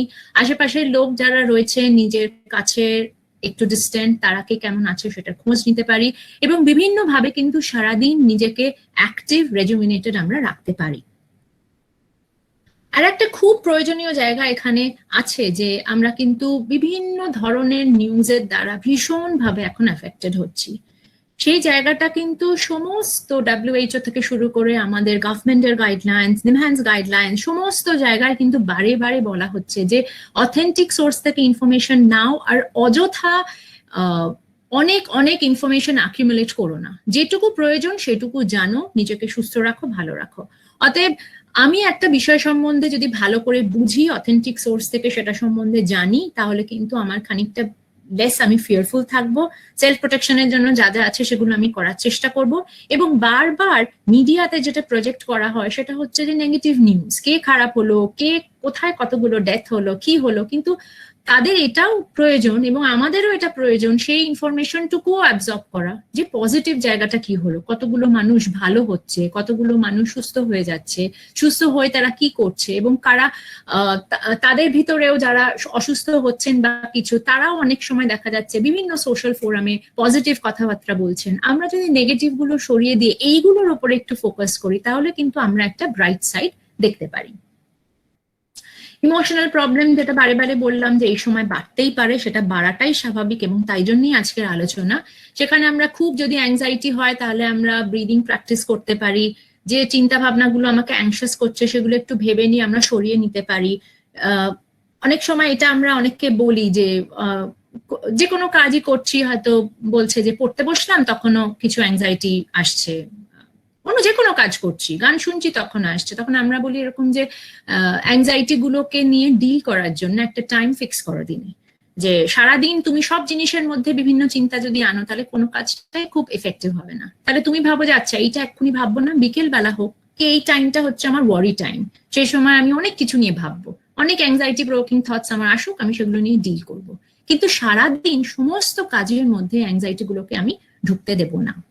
when feeling angry and irritated, যেটা আমাদের অনেকেরই প্রত্যেক সময় হচ্ছে, বাড়ি থেকে আমরা বেরোতে পারছি না, রুটিন গুলো thoroughly disrupted, অনেক বাড়ির কাজই অনেককে করতে হচ্ছে, তখন যদি আমরা একটু নিজেদেরকে কাম ডাউন করি, ব্রিদিং এক্সারসাইজেস করি, এই কাউন্টিং ব্যাকওয়ার্ডস করি 10 to 1, এগুলো কিন্তু এফেক্টিভ হয়। যখন আমরা আমাদের খুব ভয় করছে, তখন আমরা এটা নিজেদেরকে প্রশ্ন করতে পারি, ABCD করে রয়েছে, what is under my control, am I unnecessarily worrying about the worst thing that can happen, when I have been stressed in the past, how have I been managed, what are the things I can do to help myself and be positive। এই যে জায়গাটা যে আমি ভয় পাচ্ছি ঠিক আছে, কিন্তু এই ভয়টা আমার কতটা ঠিক, কতটা অমূলক, এবং আমি যে আগে ইন দ্য পাস্ট যা যা কিছু আমার স্ট্রেস হয়েছে সেগুলো কোপ করার জন্য তো আমাদের প্রত্যেকেরই নিজস্ব কিছু কিছু কোপিং মেকানিজম আছে, প্রত্যেকেরই আছে, এবং আমরা দেখেছি আমরা সাকসেসফুলি স্ট্রেসের গুলোর সাথে কোপ করেছি। তাহলে এই পরিস্থিতিতে যখন আমার একটা মানসিক অশান্তি হচ্ছে, অ্যাংজাইটি হচ্ছে, কেন সেগুলো ওয়ার্ক করবে না? সেগুলোও কিন্তু তখন ওয়ার্ক করবে। তাই নিজেকে ভালো রাখবার দায়িত্ব কিন্তু আমার নিজের, এবং নিজে ভালো আছি কিনা সেটা বোঝার দায়িত্ব আমার নিজের। যদি মনে করি ভালো আছি তাহলে ঠিক আছে, আরো ভালো থাকার চেষ্টা করব, কিন্তু যদি মনে করি ভালো নেই তাহলে বোঝার চেষ্টা করব কেন ভালো নেই, এবং ভালো থাকার রাস্তাগুলো খুঁজে বার করার চেষ্টা করব। পরের পয়েন্টটা যেটা আমি আগেও বললাম, যে এই সময় মন খারাপ হওয়া, একাকিত্বের একটা জায়গা আসতে পারে, বারে বারে আমি কানেক্ট করার চেষ্টা করব, যাদের সঙ্গে আমার যোগাযোগ নেই যোগাযোগ করব, বিভিন্ন ধরনের পুরোনো ঘটনাগুলো আলোচনা করব, পুরোনো ছবি দেখতে পারি, পুরোনো ভিডিও দেখতে পারি, সেগুলো কিন্তু আমাদের অনেক পজিটিভ এনার্জি দিতে পারে। এবং পরের যে দুটো জায়গা খুব ইম্পর্টেন্ট, যে এই ইমোশন গুলো যদি আমার পারসিস্ট করে, যে বললাম অ্যাটলিস্ট 2 weeks, বা আমার খুব খারাপ লাগতে থাকে, হেল্পলেস হোপলেস থট আসতে পারে, মনে হতে পারে আর বেঁচে থাকার ইচ্ছে নেই, তাহলে কিন্তু আমার বিভিন্ন হেল্পলাইন নাম্বার আছে। একটা এখানে আমি দিয়েছি, যেটা আমাদের মিনিস্ট্রি হেল্পলাইন নাম্বার। এছাড়াও বিভিন্ন ধরনের হেল্পলাইন নাম্বার আছে যেগুলোতে আমরা যোগাযোগ করে মেন্টাল হেলথ প্রফেশনাল বা ডক্টরের সাথে কথা বলতে পারি। নিজের শুধু নয়, আশপাশের মানুষের যে সমস্যা হচ্ছে কিনা সেটার দিকেও আমার নজর দেওয়া দরকার।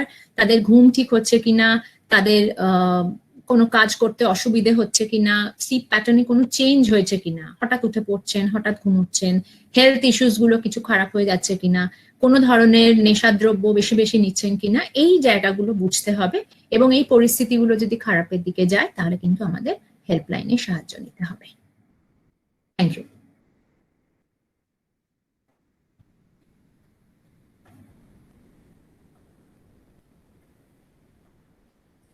Thank you so much madam. অসাধারণ একটা লেকচার আমরা শুনলাম প্রত্যেকেই। আশা করি আমরা প্রত্যেকেই নিজেদের জীবনের সাথে রিলেট করতে পেরেছি, এবং ম্যাডাম যেগুলো বললেন আমরা অবশ্যই নিশ্চয়ই নিজেদের জীবনে সেগুলো কাজে লাগাবো, এবং যে সমস্যাগুলো আমাদের হচ্ছে আশা করি আমরা সেখান থেকে কিন্তু নিজেকে ওভারকাম করাতে পারবো। জানি লেকচার চলাকালীন কিছু টেকনিক্যাল প্রবলেমস হয়েছে, তো সমস্ত নেটওয়ার্ক প্রবলেম তো আমাদের হাতে আসলে নেই, সেই কারণে মাঝে মধ্যে হয়তো কিছু ডিস্ট্রাকশনস হয়েছে। তো তাও আমরা দুঃখিত যে আমাদের টেলিকাস্টের সময় যদি কোনো সমস্যা হয়ে থাকে। তো ম্যাডাম এখানে শেষ করলেন, কিন্তু এরপর আপনাদের মধ্যে থেকে কারো যদি কোনো প্রশ্ন থাকে আপনারা প্লিজ ম্যাডামের কাছে রাখুন, ম্যাডাম আশা করি আনসার দেবেন। আপনাদের যদি কোনো প্রশ্ন থাকে এখন আপনারা করতে পারেন। কাইন্ডলি নিজেকে আনমিউট করবেন, তারপরে কাইন্ডলি নিজের প্রশ্নটা রাখবেন। ম্যাম, আমার কোশ্চেনটা হচ্ছে অ্যাংজাইটি নিয়ে। আপনি যে একটু বললেন নিজের নামটা বলবেন, নিজের নামটা আগে বলবেন। আমার নাম মসিউর রহমান, আমি রবীন্দ্র ভারতী ইউনিভার্সিটির 4th সেমের স্টুডেন্ট। ম্যামের কাছে আমার কোশ্চেন হচ্ছে অ্যাংজাইটি নিয়ে। ম্যাম যে বললেন অ্যাংজাইটি আছে আমাদের মধ্যে, বা বিভিন্ন আমরা যেমন কোনো একটা কাজের মধ্যে থাকলে অন্য থট এসে আমাদের ডিস্টার্ব করে। তো ম্যাম, আমি কিভাবে এই থট গুলোকে আটকানোর চেষ্টা করব, আর এই অ্যাংজাইটির জন্য কোনো একটা পার্টিকুলার টাইম আমি কিভাবে নির্ধারণ করব, এইটুকুই। Thank you. অ্যাংজাইটি একটা খুব অদ্ভুত ধরনের ইমোশন, এবং এটা আমাদের মাথায় রাখতে হবে যে যেরকম ভালো ইমোশন গুলো আমরা যেগুলোকে বলি কি হ্যাপি থাকা, কি চিয়ারফুল, এইগুলো ঠিক সেরকম ভাবে অ্যাংজাইটি একটা ইমোশন। অতএব আমি যদি খুব আলাদা করে খুব অ্যাংজাইটিকে গুরুত্ব দেওয়ার চেষ্টা করি তাহলে সেটা বেড়ে যাওয়ারই সম্ভাবনা বেশি। আমি যে এরকম ভাবে ভাবতে পারি যে প্রত্যেকটা ইমোশনেরই কিন্তু একটা নিজস্ব সময়সীমা থাকে, যদি না সেটা কোনো এমন সিমটম বা অসুস্থতার জায়গায় চলে যায় তাহলে কিন্তু সমস্ত ইমোশনেরই একটা সময়সীমা বা একটা গ্রাফের মতো সেটা থাকে। অতএব আমার ভালো লাগাটাও কিন্তু একটা পয়েন্টে যায়, তারপর সেটা একটা কোনো সময় পিকে পৌঁছায়, আবার সেটা একটা প্ল্যাটোর মতো থাকে। ঠিক সেরকম ভাবেই কিন্তু অ্যাংজাইটিও আমার কোনো কোনো পরিস্থিতিতে উঠতে পারে, একটা পিকে পৌঁছতে পারে, কিন্তু সেই অ্যাংজাইটি কিন্তু আবার আস্তে আস্তে নেমে এসে একটা প্ল্যাটোর আকার ধারণ করে। তাই আমার যদি মনে হয় যে আমার খুব অ্যাংজাইটি হচ্ছে কোনো পরিস্থিতি নিয়ে, কারণ কারেন্ট পরিস্থিতিতে তোমরা স্টুডেন্ট, তোমরা খুব বেশিভাবে এফেক্টেড ফিউচার নিয়ে, পড়াশোনা নিয়ে, এডুকেশন।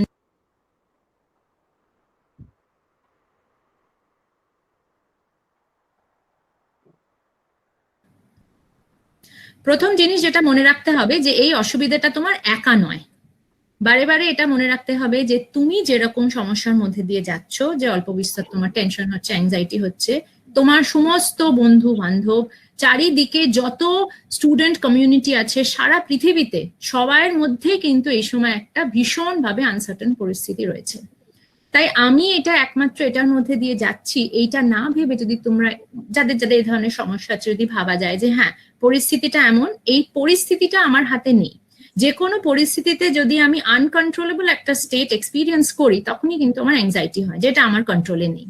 অতএব এটা আমাকে ভাবতে হবে যে এই পরিস্থিতিটা যখন আলাদা করে আমার কন্ট্রোলে নেই, যেটা আমার কন্ট্রোলে আছে আমি যদি সেটার উপরই ফোকাস করি, অতএব আমার পড়াশোনা যেটা আমাকে করতে হচ্ছে, আমার অন্যান্য কিছু লেজার টাইমের হ্যাবিট, হবি বা অ্যাক্টিভিটিস, আমার বন্ধু বান্ধবদের সঙ্গে যোগাযোগ, কারণ তারাও কিন্তু সমানভাবে অ্যাংজাইটির মধ্যে দিয়ে যাচ্ছে। তাই আমিও যদি আমার অ্যাংজাইটিটা একটু শেয়ার করিনি, সেও যদি তার সাথে আমারটা করে, দুজনেরই কিন্তু একটা শেয়ার জায়গা চলে আসতে পারে। এছাড়া যদি এরকম হয় যে পড়তে বসে অ্যাংজাইটি হচ্ছে, আমার শুরুতেই একটা ছিল ডিপ ব্রিদিং এর কথা বলা ছিল, একটু ডিপ ব্রিদিং চেষ্টা করা যেতে পারে। বিভিন্ন ধরনের লিঙ্ক আছে যেটা কিন্তু রিল্যাক্সেশনের লিঙ্ক, যেগুলো দিয়ে আমরা দেখতে পারি যে অল্প করে থট প্রসেসের মধ্যে দিয়ে আমরা কিভাবে নিজের থট প্রসেসটাকে একটু রেগুলেট করে, ডিপ ব্রিদিং করে আমরা অ্যাংজাইটিকে একটা কন্ট্রোলের জায়গায় নিয়ে আসতে পারি। অনেক সময় আমরা এটা বলি ডায়েরি মেনটেন করতে, যে খুব যদি জিনিসগুলো নিজের হাতের নাগালে, হাতের বাইরে চলে যায়, তাহলে ডায়েরি মেনটেন করতে, যে কি অসুবিধে হচ্ছে, কোন সিচুয়েশনে অসুবিধাটা বাড়ছে, কি করলে আমি ভালো থাকছি। সেই ডায়েরি মেনটেন করার জায়গাটা আমাকে এক তো নিজের সমস্যাগুলো নিজের সামনেই মানে উঠে আসবে, মোর ভিজিবল হবে, আর সঙ্গে সঙ্গে যদি কখনো আমি মেন্টাল হেলথ প্রফেশনালের হেল্প নিই, তাহলে তাকে যদি আমি এই ডায়েরির ইনফরমেশনটা শেয়ার করি, সে কিন্তু তখন আমার অসুবিধার জায়গাটা আরো ভালোভাবে বুঝতে পারবে। তাই নিজেকে ভালো রাখার জন্য একটা regular exercise, deep breathing, meditation, yoga, এই ধরনের জিনিসে ফোকাস করতে হবে। এবং যা যা পছন্দের জিনিস আছে, যে সময় খুব অ্যাংজাইটি হবে, নিজেকে ডিস্ট্রাক্ট করে সেগুলোর দিকে মন দিতে হবে।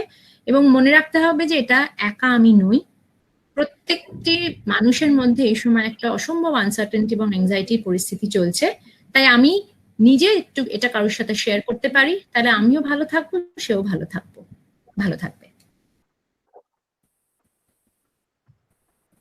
আর যদি কারো কোনো প্রশ্ন থাকে তাহলে আপনারা রাখতে পারেন। ইয়েস ম্যাম, আমি কোয়েল পাল বলছি রবীন্দ্রনাথ ইউনিভার্সিটি থেকে। আমার একটা কোশ্চেন আছে, সেটা হচ্ছে আমি কখন মেন্টালি ডিপ্রেসড সেটা যখন রিয়েলাইজ করে আমি ডক্টরের কাছে যাব, আমি ঠিক কখন, মানে আমাদের হাত পায়ে কেটে গেলে বা আমরা অসুস্থ হলে একটা টাইমের পর যখন আমরা সুস্থ হই আমরা ফিল করতে পারি যে আমি সুস্থ, কিন্তু আমি ঠিক কখন ফিল করতে পারবো যে আমি মেন্টালি সুস্থ এবং স্টেবল, এটা মানে এটা আমি কখন রিয়েলাইজ করবো? যদি আমি এটা রিয়েলাইজ করি যে আমি মেন্টালি সিক, দেন আমি ডক্টরের কাছে যাবো, দেন আমি কখন রিয়েলাইজ করবো যে আমি মেন্টালি আবার সুস্থ হয়ে গেছি? এবং আপনি লাস্টের দিকে একটা বললেন যে মেন্টাল যে কন্ট্রোল, বা এই টাইমে এটা আমি ভাববো না অন্য টাইমে ভাববো, এই কন্ট্রোলটা মানে ঠিক কিভাবে করা পসিবল? প্রথম প্রশ্নটা কিন্তু খুব একটা পরিষ্কার হলো না, যদি একটু অন্যভাবে বলো বুঝিয়ে। প্রথম প্রশ্নটা খুব পরিষ্কার হলো না। হ্যাঁ ম্যাম, শিওর। প্রথম কোশ্চেনটা হচ্ছে আমার এই যে, মানে আমার যদি হাতে, আমি যদি ফিজিক্যালি ইলনেস থাকে আমার, আমি তো ডাক্তারের কাছে গেলে তখন আমি যখন সুস্থ হয়ে যাবো আমি রিয়েলাইজ করতে পারি আমি সুস্থ, এরকম যদি আমার মেন্টাল ইলনেস থাকে তখন সেটা রিয়েলাইজ করবো। ঠিক বুঝে গেছি। আচ্ছা, মানসিক অসুস্থ যদি আমি কোনো কারণে হয়ে পড়ি, তার একটা ইন্ডিকেশন থাকে যে আগে আমি অনেকগুলো জিনিস করতাম যেগুলো এখন আমি আর করি না। ঠিক আছে, যেরকম যদি ডিপ্রেশনের এক্সাম্পলটা ধরেই বলি, যে আগে হয়তো আমি টিভি দেখতাম, এখন দেখি না। আগে আমি গল্পের বই পড়তে ভালোবাসতাম, এখন পড়ি না। বন্ধুদের ফোন করতাম, করি না। এবারে আমার চিকিৎসা চললো, আমি দেখলাম আস্তে আস্তে আমার এই আগের যে পছন্দের জায়গাগুলো সেগুলো আমার ফিরে আসছে। অতএব আমার মন মেজাজটা ভালো থাকছে, মোটামুটি খুশি থাকছি। এখন একটু টিভি দেখি, অল্প অল্প করে বই পড়া শুরু করেছি, ভালো লাগছে, একটা কাউকে ফোন করতে ইচ্ছে করছে। তার মানে আমরা এটাকে বলি হচ্ছে প্রিমরবিড পার্সোনালিটি, মানে প্রিমরবিড কন্ডিশন। পার্সোনালিটি কথাটা বোধহয় এখানে ঠিক মতো ব্যবহার হলো না। প্রিমরবিড কন্ডিশন মানে একটা অসুবিধে সেটিং করার আগে আমি কিরকম ছিলাম, সেই অবস্থাতে খানিকটা যদি আমি ফিরে যেতে শুরু করি, তখন আমি রিয়েলাইজ করব যে আমি সুস্থতার দিকে এগিয়ে যাচ্ছি। না আরো মানে 7-8টা প্রশ্ন তো না হবে। Thank you. সন্তোষ 7:30 বাজে, 7:30 অব্দি কোশ্চেন দাও। Hello, ma'am. Am I audible? Hello. Yes, you are audible. Hello, ma'am. My name is Sumita. I want to ask a question as how the patients who had recently recovered from the disease should deal with the societal pressure, because there is also growing apathy on the part of the society. So it's creating a kind of double burden on them, as they have to deal with the disease already, and the second they have to deal with such kind of societal pressure. Where there is a lack of opportunity for them to share with others other than their family members, and as well as the whole family members have to suffer because of that. So how they should deal with this?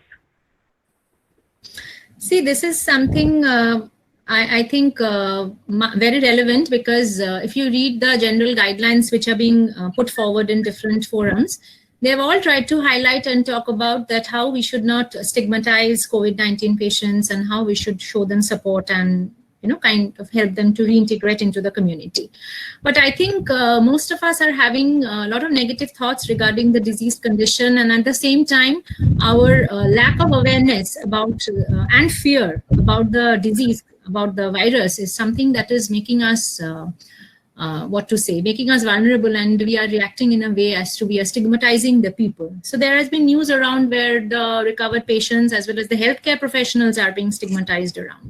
So the only thing that we can possibly do as community member, as mental health professional, is to make people aware over and over again, try and make them understand that what is the meaning of being a recovered patient, and how much stress the person has already gone through, and these kind of stigmatization and discrimination would rather increase the stress factor on their part as well as their family. So I think whether it comes to depression or whether it comes to recovered COVID-19 patients, the most important thing is to keep making people aware more and more through different agencies, either through newspaper or through other guidelines, so that once people keep reading this, people are in a position to understand how they should react, how they should actually, and I think we need to also focus on positive experiences of recovered COVID-19 patients. So that I have personally heard a video about a person based in Mumbai who had very positive experience during her illness and recovery phase. So, and she has actually shared the video in different forum, and that's how I came across it. So if the recovered patients who have had positive experience can also share such information on the media, then others might become aware that yes, fine, it's okay to be a sensitive community member and help people in times of crisis.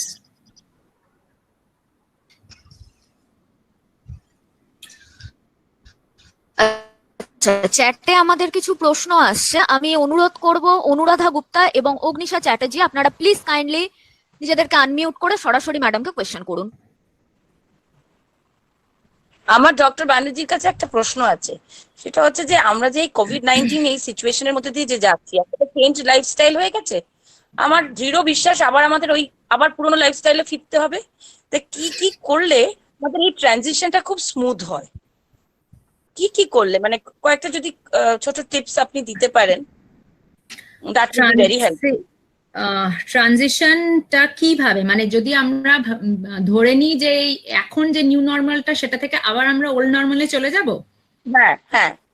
আচ্ছা, এক তো আমি বলবো যে এটা অত্যন্ত positive একটা thought, যে এই মুহূর্তে দাঁড়িয়ে এখন জুলাই মাসে এটা আপনি ভাবতে পারছেন যে আমরা এখন এই নিউ নর্মাল থেকে ওল্ড নর্মালে খুব শিগগিরই চলে যেতে পারবো। কারণ অনেকেরই আমার ধারণা, এই বিশ্বাসটা নেই এবং আমারও হয়তো নেই, যে খুব শিগগিরই আমরা এই নিউ নর্মাল থেকে ওল্ড নর্মালে চলে যেতে পারবো। কিন্তু হ্যাঁ, যত শিগগিরই আমরা ওল্ড নর্মালে ফিরে যেতে পারবো, তত বোধহয় আমাদের জন্য খুব পজিটিভ একটা জায়গা তৈরি হবে। এবার যদি আমি মনে করি যে যদি আমার পুরোনো লাইফস্টাইলের কথা আমি ভাবি, যেটা আমার রেগুলার লাইফস্টাইল ছিল, যার যেটা প্রফেশন, কি যে বাড়িতে রয়েছেন যে লাইফস্টাইল এসে চলতো, সেই জায়গাটাতে ফিরে যাওয়ার জন্য, স্মুথ ট্রানজিশনের জন্য আগে আমাকে আমার মনে হয় ইনফরমেশনের জায়গাটা খুব পরিষ্কারভাবে নিতে হবে যে এখন আমি আমার চারিপাশ এবং জেনারেল হেলথ রিলেটেড ইনফরমেশন ভালোভাবে কালেক্ট করতে হবে এবং কতটা আমি সেফ এই পরিস্থিতিতে সেটা আগে আমাকে জানতে হবে। একবার যদি আমি জানি যে হ্যাঁ ঠিক এখন আমি সেফ, এই ধরনের ভাইরাস থেকে আমি আর ইনফেক্টেড হতে পারবো না, তাহলেও কিন্তু আমার ধারণা এই ট্রানজিশন কথাটার মানেই হচ্ছে যে it has to be something which is slow and steady, not something all of a sudden. এবং যারা এখনো বেরোচ্ছে এই সময়, যারা অনেকদিন বেরোয়নি, হঠাৎ করে কাজের সূত্রে বেরোচ্ছে, অনেকেই কিন্তু এই জায়গাটা এক্সপ্রেস করেছেন যে বেরোনোর সময় এক সময় একটু অ্যাংজাইটি হচ্ছে, বেরোনোর সময় ভাবছি অ্যাডিকুয়েট প্রোটেকশন নিলাম কিনা। অতএব এই ট্রানজিশন পিরিয়ডে অনেক ইনফরমেশন কালেক্ট করার পরেও কিন্তু আমাদের ভেতরে অ্যাংজাইটি থাকবে যে আমি কি এখন টোটালি সেফ অ্যান্ড সিকিউর বাইরে। তাই ট্রানজিশনটাও খুব স্লোলি হওয়াটাই প্রয়োজনীয়। হঠাৎ করে আমি সমস্ত কিছু প্রিকশনারি হাইজিনের জায়গা ভুলে গিয়ে যদি আমি এখন ধরেই নিই যে এখন সিচুয়েশনটা একেবারেই সেফ অ্যান্ড সাউন্ড, তাহলে হয়তো আই মাইট হ্যাভ ডিফিকাল্টিস। সেজন্য the transition has to be really smooth, so that transition has to be really slow, so that slowly I incorporate one or the two other activities which I have left back, not everything together. একটা করে activity আমি বাড়াতে পারি, তার সঙ্গে সঙ্গে আমি আমার অন্যান্য ফিজিক্যাল কনসার্নস গুলোকে মাথায় রেখে এবং হেলথ এক্সপার্টস এর মানে গাইডলাইন অ্যাডভাইস কে মাথায় রেখেই কিন্তু I should go back to mainstream lifestyle by incorporating one or two other activities slowly into my now present lifestyle.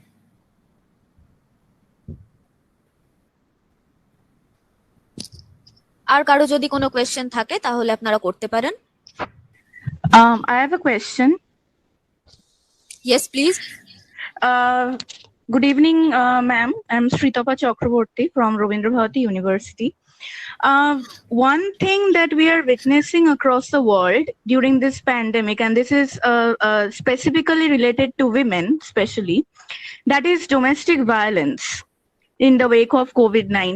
So erokom onek external factors thake which play a major role in our mental health or in our mental well-being, jetar upore amader onek shomoy control thake na, and onek shomoy they can't really tell this to anyone outside the oi char dewaler baire, tara bolte pare na, in the fear of getting stigmatized, in the fear of mane societal pressure. So in that situation, when someone is facing those kinds of, domestic violence, so say situation, what can be the coping mechanisms? First, physical health of women that already bishon neglect kora hoy, and secondly, with regard to their mental health. Thank you, ma'am. Domestic violence is not something which is new for COVID-19, just as depression, তাই না? Domestic violence আগেও ছিল, যেমন ডিপ্রেশনও আগেও ছিল, এখনো আছে, domestic ভায়োলেন্সও আগেও ছিল, এখনো আছে, ভবিষ্যতেও থাকবে। হ্যাঁ, হতে পারে যে COVID-19 এর পরিপ্রেক্ষিতে অনেকটা সময় মানুষগুলো বাড়ির ভিতর থাকছে এবং যে পারপিট্রেটর সে অলরেডি অনেক ইরিটেবল হয়ে থাকছে, বা সে তার হয়তো যদি সাবস্ট্যান্স অ্যাবিউজ কনজাম্পশনের কোনো হিস্ট্রি থেকে থাকে সেগুলো বেড়ে যাচ্ছে, সেই সব কারণে হয়তো ডোমেস্টিক ভায়োলেন্স বেড়ে গেছে। মেন্টাল হেলথ বা ফিজিক্যাল হেলথ ভালো রাখার জন্য হেল্প সিক করতে যদি কেউ না পারে, তাহলে শুধুমাত্র ওই চার দেওয়ালের মধ্যে ডোমেস্টিক ভায়োলেন্স সহ্য করে কি ফিজিক্যাল হেলথ বা মেন্টাল হেলথ কেউ ভালো রাখতে পারে? ডোমেস্টিক ভায়োলেন্সের জন্য তাকে হেল্প সিক করতেই হবে। সে বিভিন্ন এজেন্সি হতে পারে, সেটা গভর্নমেন্ট হতে পারে, নন গভর্নমেন্ট হতে পারে, সেটা মেন্টাল হেলথ প্রফেশনাল হতে পারে, কিন্তু ডোমেস্টিক ভায়োলেন্স বা যে কোনো ধরনের, যেমন বেশ কিছু রিপোর্টস আসছে যে লকডাউনের সময় চাইল্ড অ্যাবিউজ ভীষণভাবে বেড়ে গেছে, এল্ডারলি অ্যাবিউজ ভীষণভাবে বেড়ে গেছে। এই সবগুলোর জন্যই কিন্তু আমাদের চোখের সামনে এগুলো আসছে কি করে, কারণ এইগুলো কিন্তু মিডিয়া এবং বিভিন্ন ধরনের রিসার্চ এজেন্সি এবং গভর্নমেন্ট এজেন্সি কিন্তু চোখে পড়ছে। তার একটা কারণ নিশ্চয়ই যে এর মধ্যে একটা আংশিক অংশ, মানে শতাংশ হলেও, একটা লিমিটেড পার্সেন্টেজ হলেও তারা কিন্তু এসে কোথাও না কোথাও নিশ্চয়ই রিপোর্ট করছে, হেল্পলাইনে নিশ্চয়ই রিপোর্ট করছে। অতএব আমি যদি মনে করি যে এই চার দেয়ালের বাইরে আমি কোনোভাবেই বেরোতে পারবো না, তাহলে কিন্তু আমিও একটা খুব লিমিটেড পার্সেন্টেজ অফ মেন্টাল বা ফিজিক্যাল হেলথই অ্যাচিভ করতে পারি, একমাত্র ওইভাবেই যে আমি কিছু রিল্যাক্সেশন টেকনিক্স ইউজ করতে পারি to help myself calm down. I can try and talk to my perpetrator so that this kind of violence doesn't get repeated. আমি হেল্পলাইন যেগুলো আছে সেগুলোর সঙ্গে কথা বলে খানিকটা হেল্প সিক করার চেষ্টা করতে পারি, কিন্তু সেটারও আউটকামটা খুবই লিমিটেড হবে। Anyone else? হ্যাঁ ম্যাডাম, হ্যালো। হ্যালো, হ্যাঁ ম্যাডাম, আমি সৌরভ বাগ বলছি। আমার দুটো কোশ্চেন আপনাকে আছে। ফার্স্ট কোশ্চেন হচ্ছে, ধরুন আমি যদি বুঝি যে কেউ ডিপ্রেশনের শিকার হয়েছে, তাহলে তাকে সাইকিয়াট্রিস্টের কাছে নিয়ে যাব না সাইকোলজিস্টের কাছে নিয়ে যাব না সাইড বাই সাইড দুজনের কাছেই নিয়ে যাব? ফার্স্ট। সেকেন্ড কোশ্চেন হচ্ছে, এক ধরনের মেন্টাল স্টেট থাকে যেটাকে বলা হয় অবসেসিভ কম্পালসিভ একটা মেন্টাল স্টেট, যেখানে কোনো একটা থট বা অ্যাকশন আমরা রিপিটেডলি করতে থাকি, ইচ্ছা হোক বা না হোক। তো এর সঙ্গে কি কোনো ডিপ্রেশনের যোগ আছে বা ডিউ টু ডিপ্রেশন এটা হয়ে থাকে? আমার এই দুটো কোশ্চেন। Thank you. তোমার প্রথম প্রশ্নটা খুব ভ্যালিড সৌরভ, এটা আমি অ্যাকচুয়ালি শুরুতে ভেবেছিলাম একটু বলবো, কিন্তু সেটা একটু সামহাউ মিস হয়ে গেছে।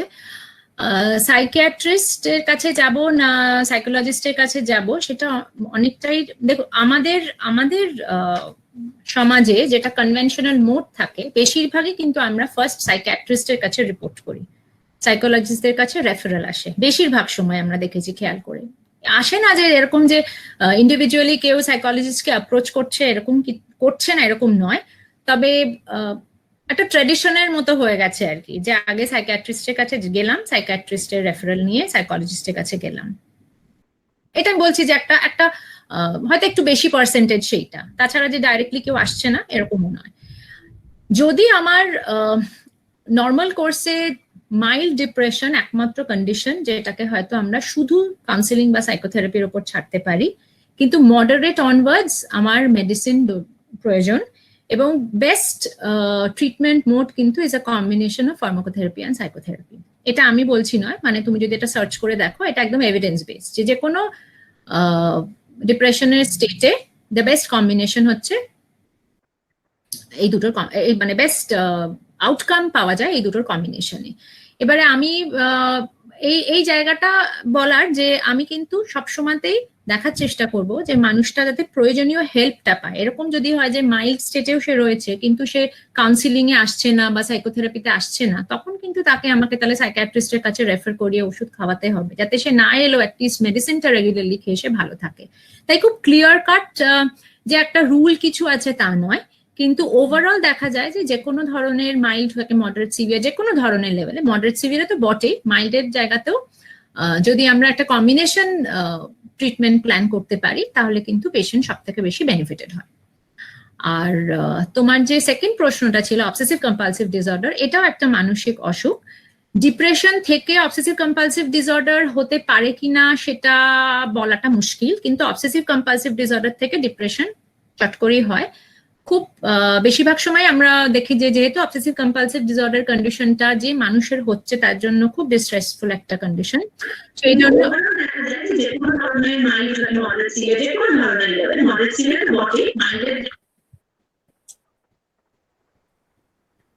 তাহলে কিন্তু দেখা যেতে পারে যে সেকেন্ডারিলি কিন্তু ডিপ্রেশন ডেভেলপ করে।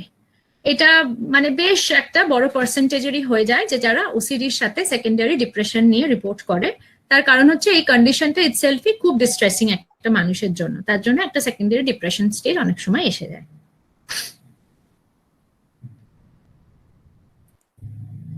আচ্ছা, আমাদের হাতে এখন বিশেষ সময় আর নেই, আর আমরা হয়তো একটা দুটো কোয়েশ্চেন নিতে পারবো, কারণ ওদিকে ইউটিউব চ্যানেলেও আমাদের লাইভ টেলিকাস্ট হচ্ছে, ওখান থেকে অন্তত একটা কোয়েশ্চেন নেওয়া উচিত।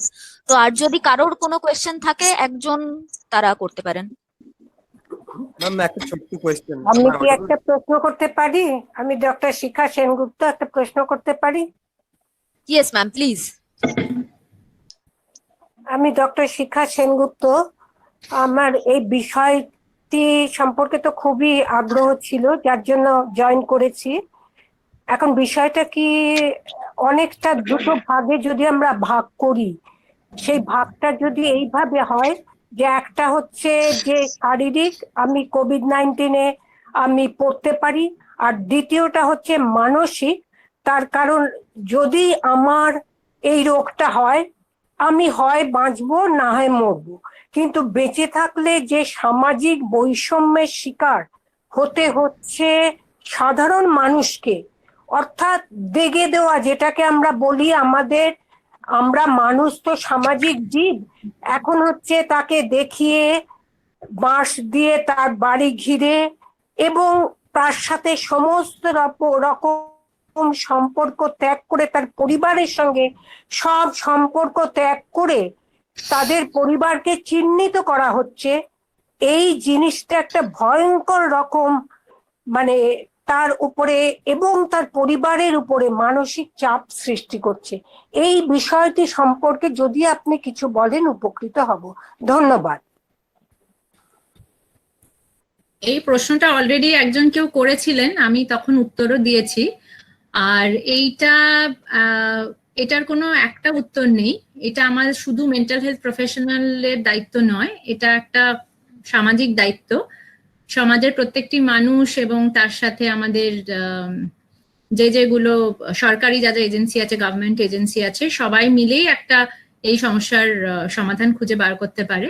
তবে আপনি যেটা বলছেন সেটা ঠিক, যে অনেক সময়তেই দেখা যাচ্ছে যে এরা খুব স্টিগমাটাইজড হচ্ছে, ডিসক্রিমিনেটেড হচ্ছে এবং নানা রকম অপমানের শিকার হচ্ছে। সেটা যাতে না হয়, অতএব আমাদের ভেতর থেকেই কারুকে আরো সজাগ হতে হবে, অ্যাওয়্যার হতে হবে, এবং যারা করছেন তাদেরকে বারে বারে এই জায়গাটা বোঝানো বা বলার চেষ্টা করতে হবে, যাতে অলরেডি বিপর্যস্ত মানুষগুলোকে আর ফার্দার তারা বিপদের মধ্যে না ফেলেন। ওকে, চিরন্তন One Saha. brief okay, Am I audible? yes, absolutely. I am from Surendranath Law College, currently in the third year. I have a brief question. Like some friend of mine is suffering from depression, but he is not being able to know it, or even if he is able to know it, he is not reaching out. So what we can do in order to help him? Yes, this is a very valid question, because we see that even when people themselves realize that they're having a problem, they're unwilling to seek help. So what we have to understand here is that when a person is having difficulty, and either as a friend or as a family member, we realize that he's going through some kind of a crisis, it is important that we try and suggest the different avenues by which he can get help. We cannot force an adult individual to call a helpline or visit a psychiatrist or a psychologist. It won't work in most of the cases. But then we can at least speak to the concerned person and make them aware that yes, health issues are there and people do suffer from different kinds of health issues, and help is available if you want to seek it.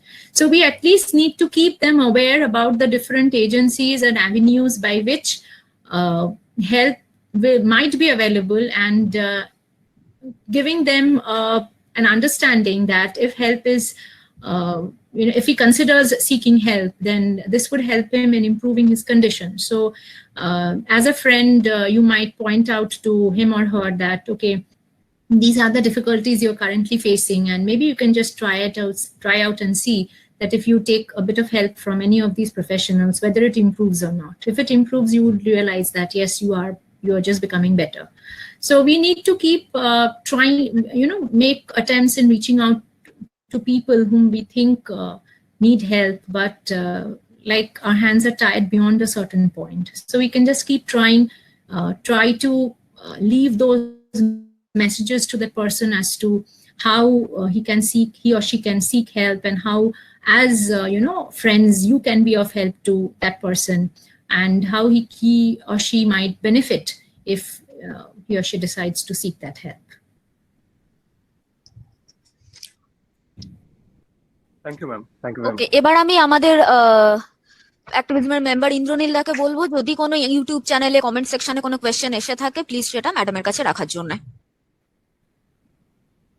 হ্যাঁ, good evening madam. আমাদের ইউটিউবে কয়েকটি প্রশ্ন এসেছে, তার মধ্যে আমি একটি প্রশ্ন আপনার সামনে রাখছি। সেটা হচ্ছে, হীনমন্যতা কি এক ধরনের মানসিক অবসাদ? আমরা আমাদের অতীত ভুলে যেতে পারি না, কিন্তু সেই অতীতের জিনিসগুলো আমাকে কিছুতেই ছেড়ে যাচ্ছে না, সেটা আমাকে হীনমন্য করে তুলছে। কি করা যেতে পারে?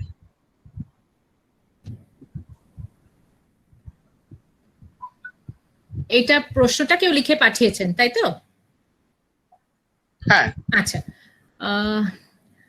অতীতের ঘটনা কথাটা খুব ভেগ অ্যাকচুয়ালি, মানে বিভিন্ন ঘটনার তো আমাদের বিভিন্নভাবে আমাদের লাইফে একটা ইম্প্যাক্ট থাকে, তাই শুধু অতীতের ঘটনা বললে খুব বেশি কিছু হয়তো বলতে পারবো না। তাও এটা বলবো যে আহ, আমাদের আমাদের ভালো থাকার জন্য একটা কিন্তু এই যে একটু আগে আমি যে পজিটিভ মেন্টাল হেলথের ইন্ডিকেটরস এর যে কথাগুলো বলছিলাম, তার মধ্যে কিন্তু এটাও আছে যে আমার পরিস্থিতিগুলোকে একটা পজিটিভ চোখ দিয়ে দেখা, এবং আমার বিভিন্ন ধরনের যে এক্সপিরিয়েন্স গুলো লাইফে হয়েছে সব তো পজিটিভ কারোর হতে পারে না, আমাদের প্রত্যেকেরই জীবনে পজিটিভ এবং নেগেটিভ এক্সপিরিয়েন্স থাকে।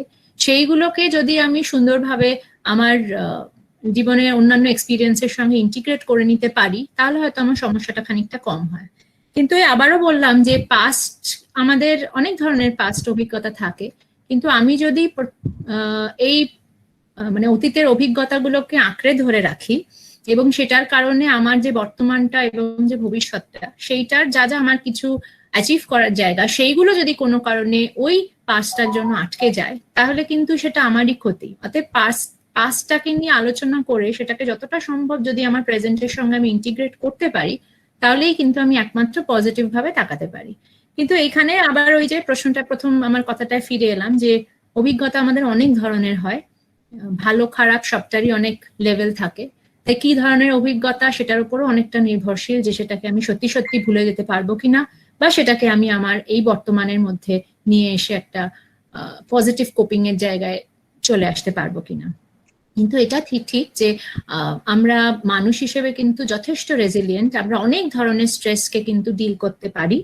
তাই যে মানুষটির প্রশ্ন, তাকে বলবো যে এটা যদি তার নিজস্ব হয় বা তার কোনো পরিচিতর হয়, তাহলে এই জায়গাটা যেন কোথাও ভাবা যে আমি অনেক স্ট্রেসের সাথে তো কোপ করে নিচ্ছি, তাহলে এইটাকেও একটা অ্যাডিশনাল স্ট্রেসার হিসেবে নিয়ে সেটার সাথে আমি আমার পজিটিভ কোপিং মেথডস গুলো ইউজ করে ভালো থাকার চেষ্টা করব।